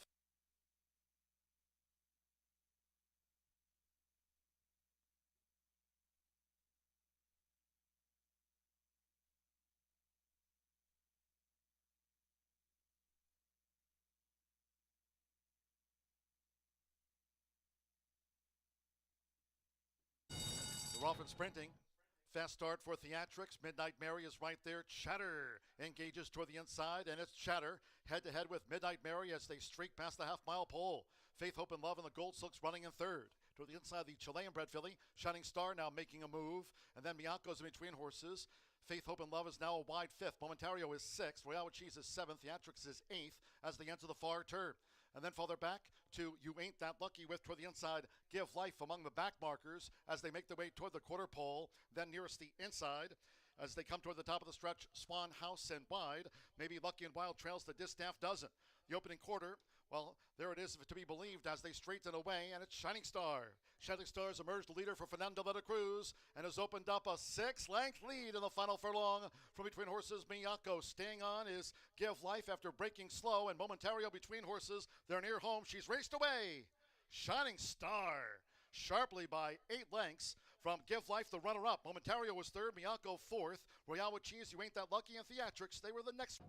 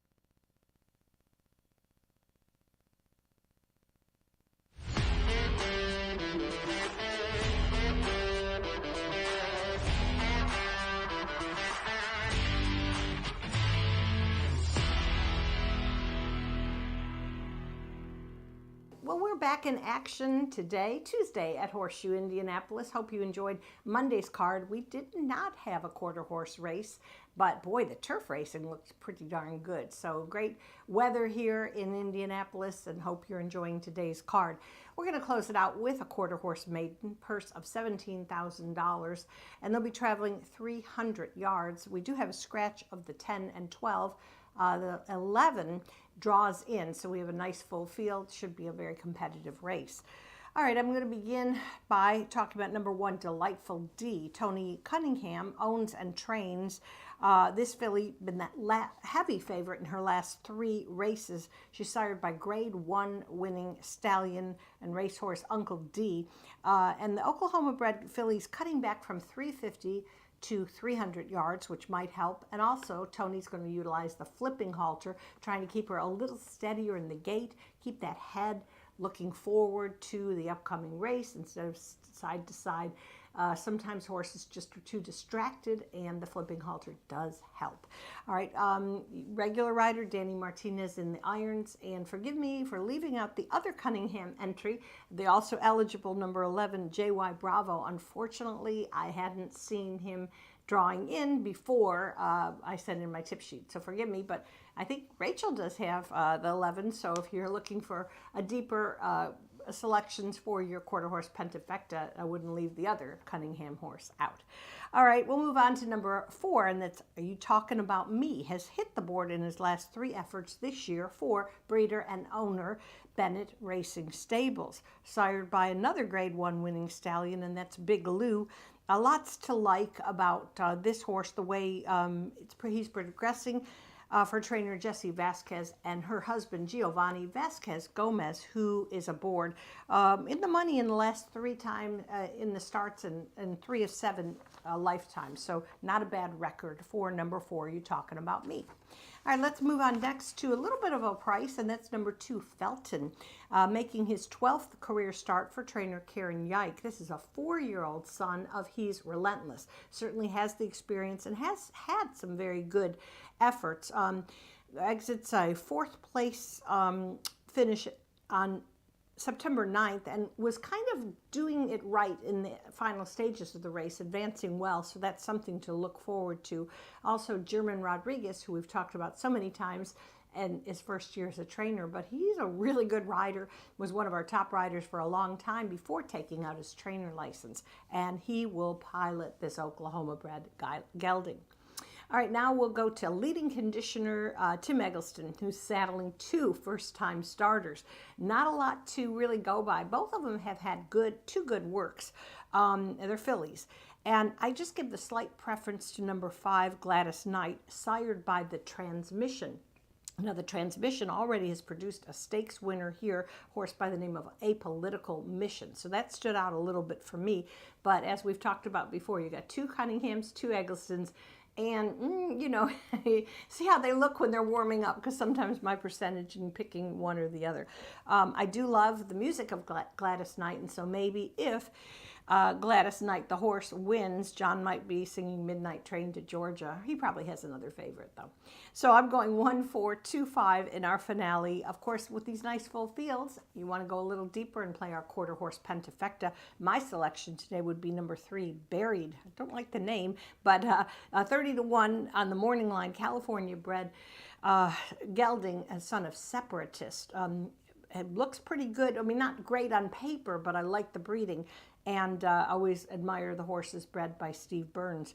Guadalupe Arevalo saddles, Fernando Morin is up. So might be a possibility for your exotic wagers. All right, well, good luck to all. We'll be back Wednesday and Thursday for more live quarter horse racing at Horseshoe Indianapolis.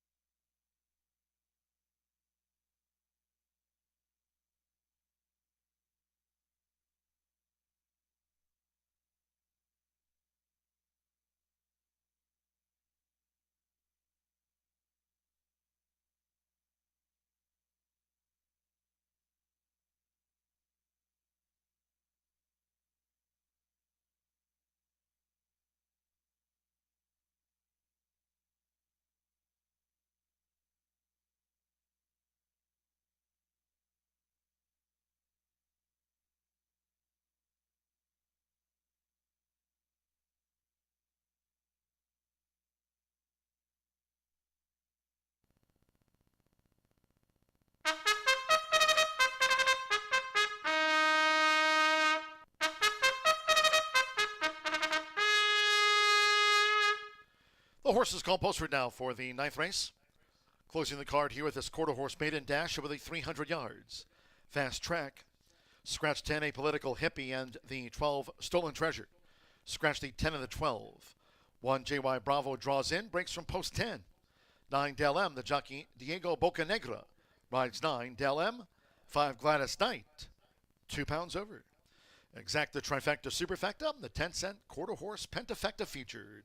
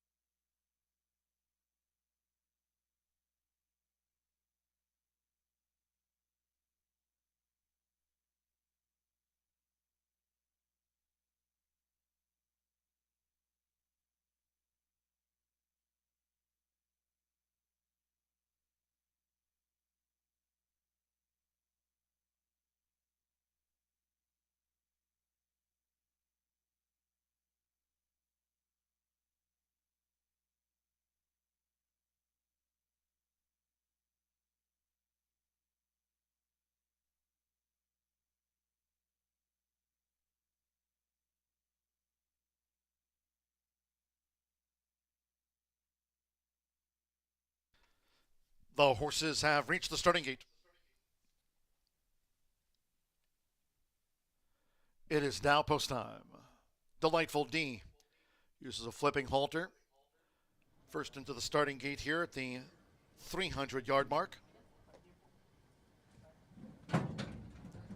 Buried.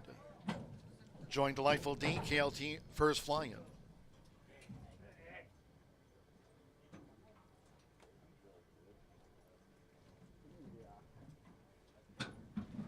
Felton coming up. Felton went in well here for the maiden. Payolas Valiant Velvet with the red and white.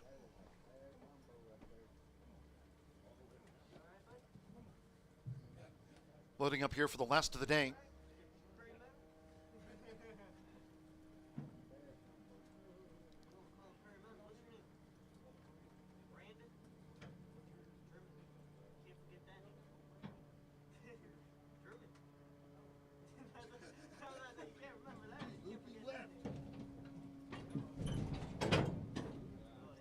PLS Valiant Velvet has moved into line.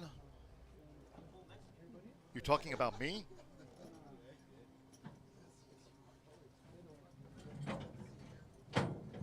Copa feature going in.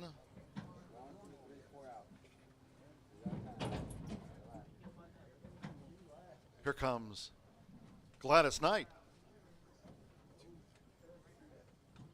Diego Bocanegra with Del M.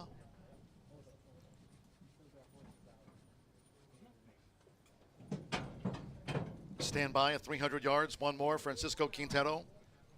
JY Bravo. Wednesday post time at 2:10.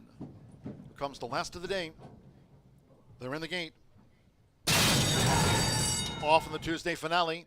Oh, some real crowding there in the middle. Felton away sharply, leads the maiden past the 220. Delightful D holds the rail. Here comes Del M and JY Bravo over here on the stand side rail. It's Delightful D with Danny Martinez. Delightful D. Delightful D and Del M made that close. Photo finish. JY Bravo with KLT first flying, and Felton was next.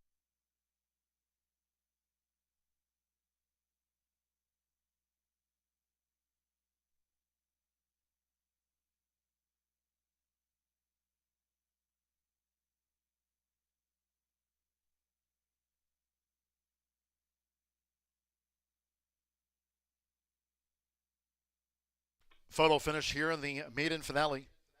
Photo finish.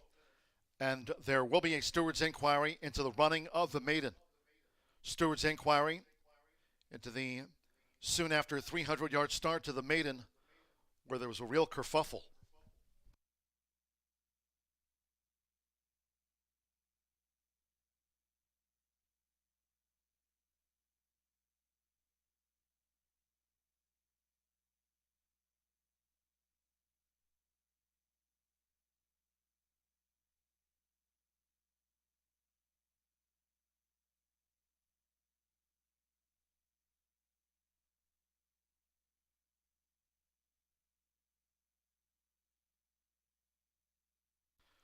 Once again, we are standing by for the result of the win photograph and that steward's inquiry soon after the start to the maiden. Hold all bets.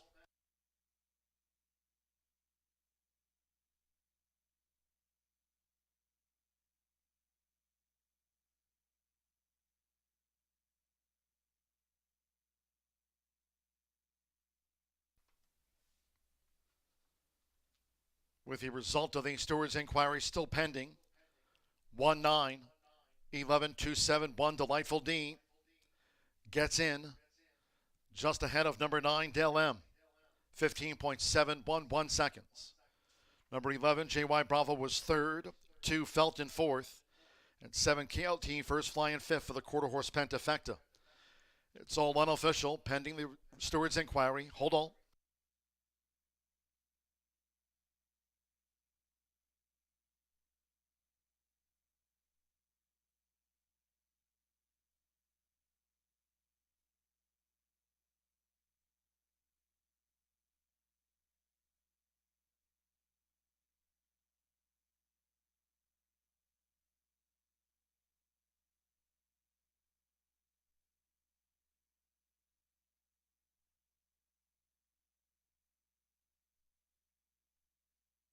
No changes will be made to the running order. The stewards reviewed just after the 300-yard start to the maiden, and after their review, no changes made.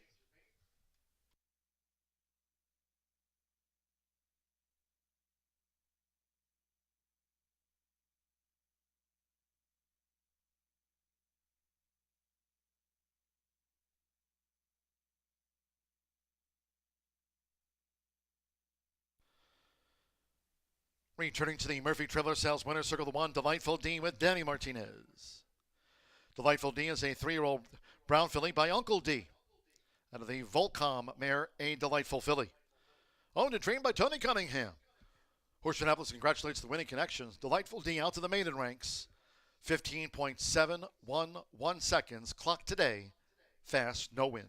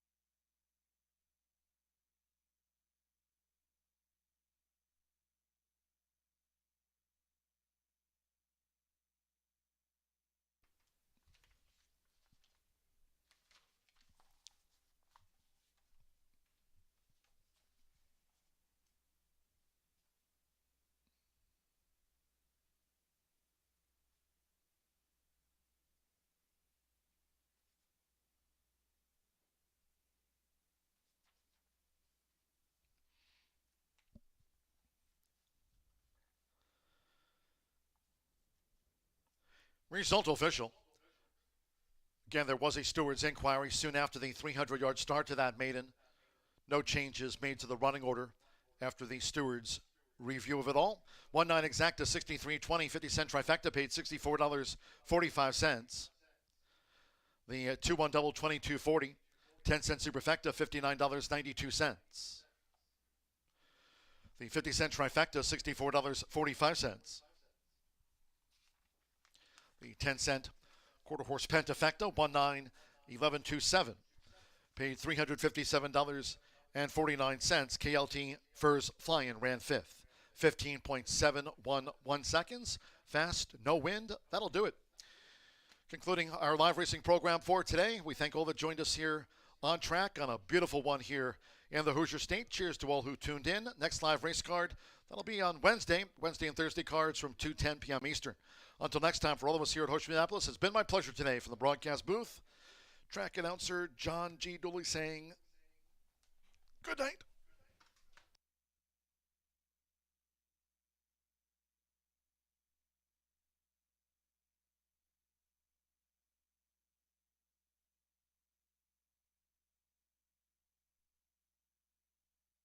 Gate.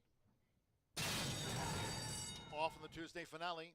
Oh, some real crowding in there in the middle. Felton away sharply, leads the maiden past the 220. Delightful D holds the rail. Here comes Dale M and J.Y. Bravo over here on the stand side rail. It's Delightful D with Danny Martinez. Delightful D and Dale M made that close. Photo finish. J.Y. Bravo.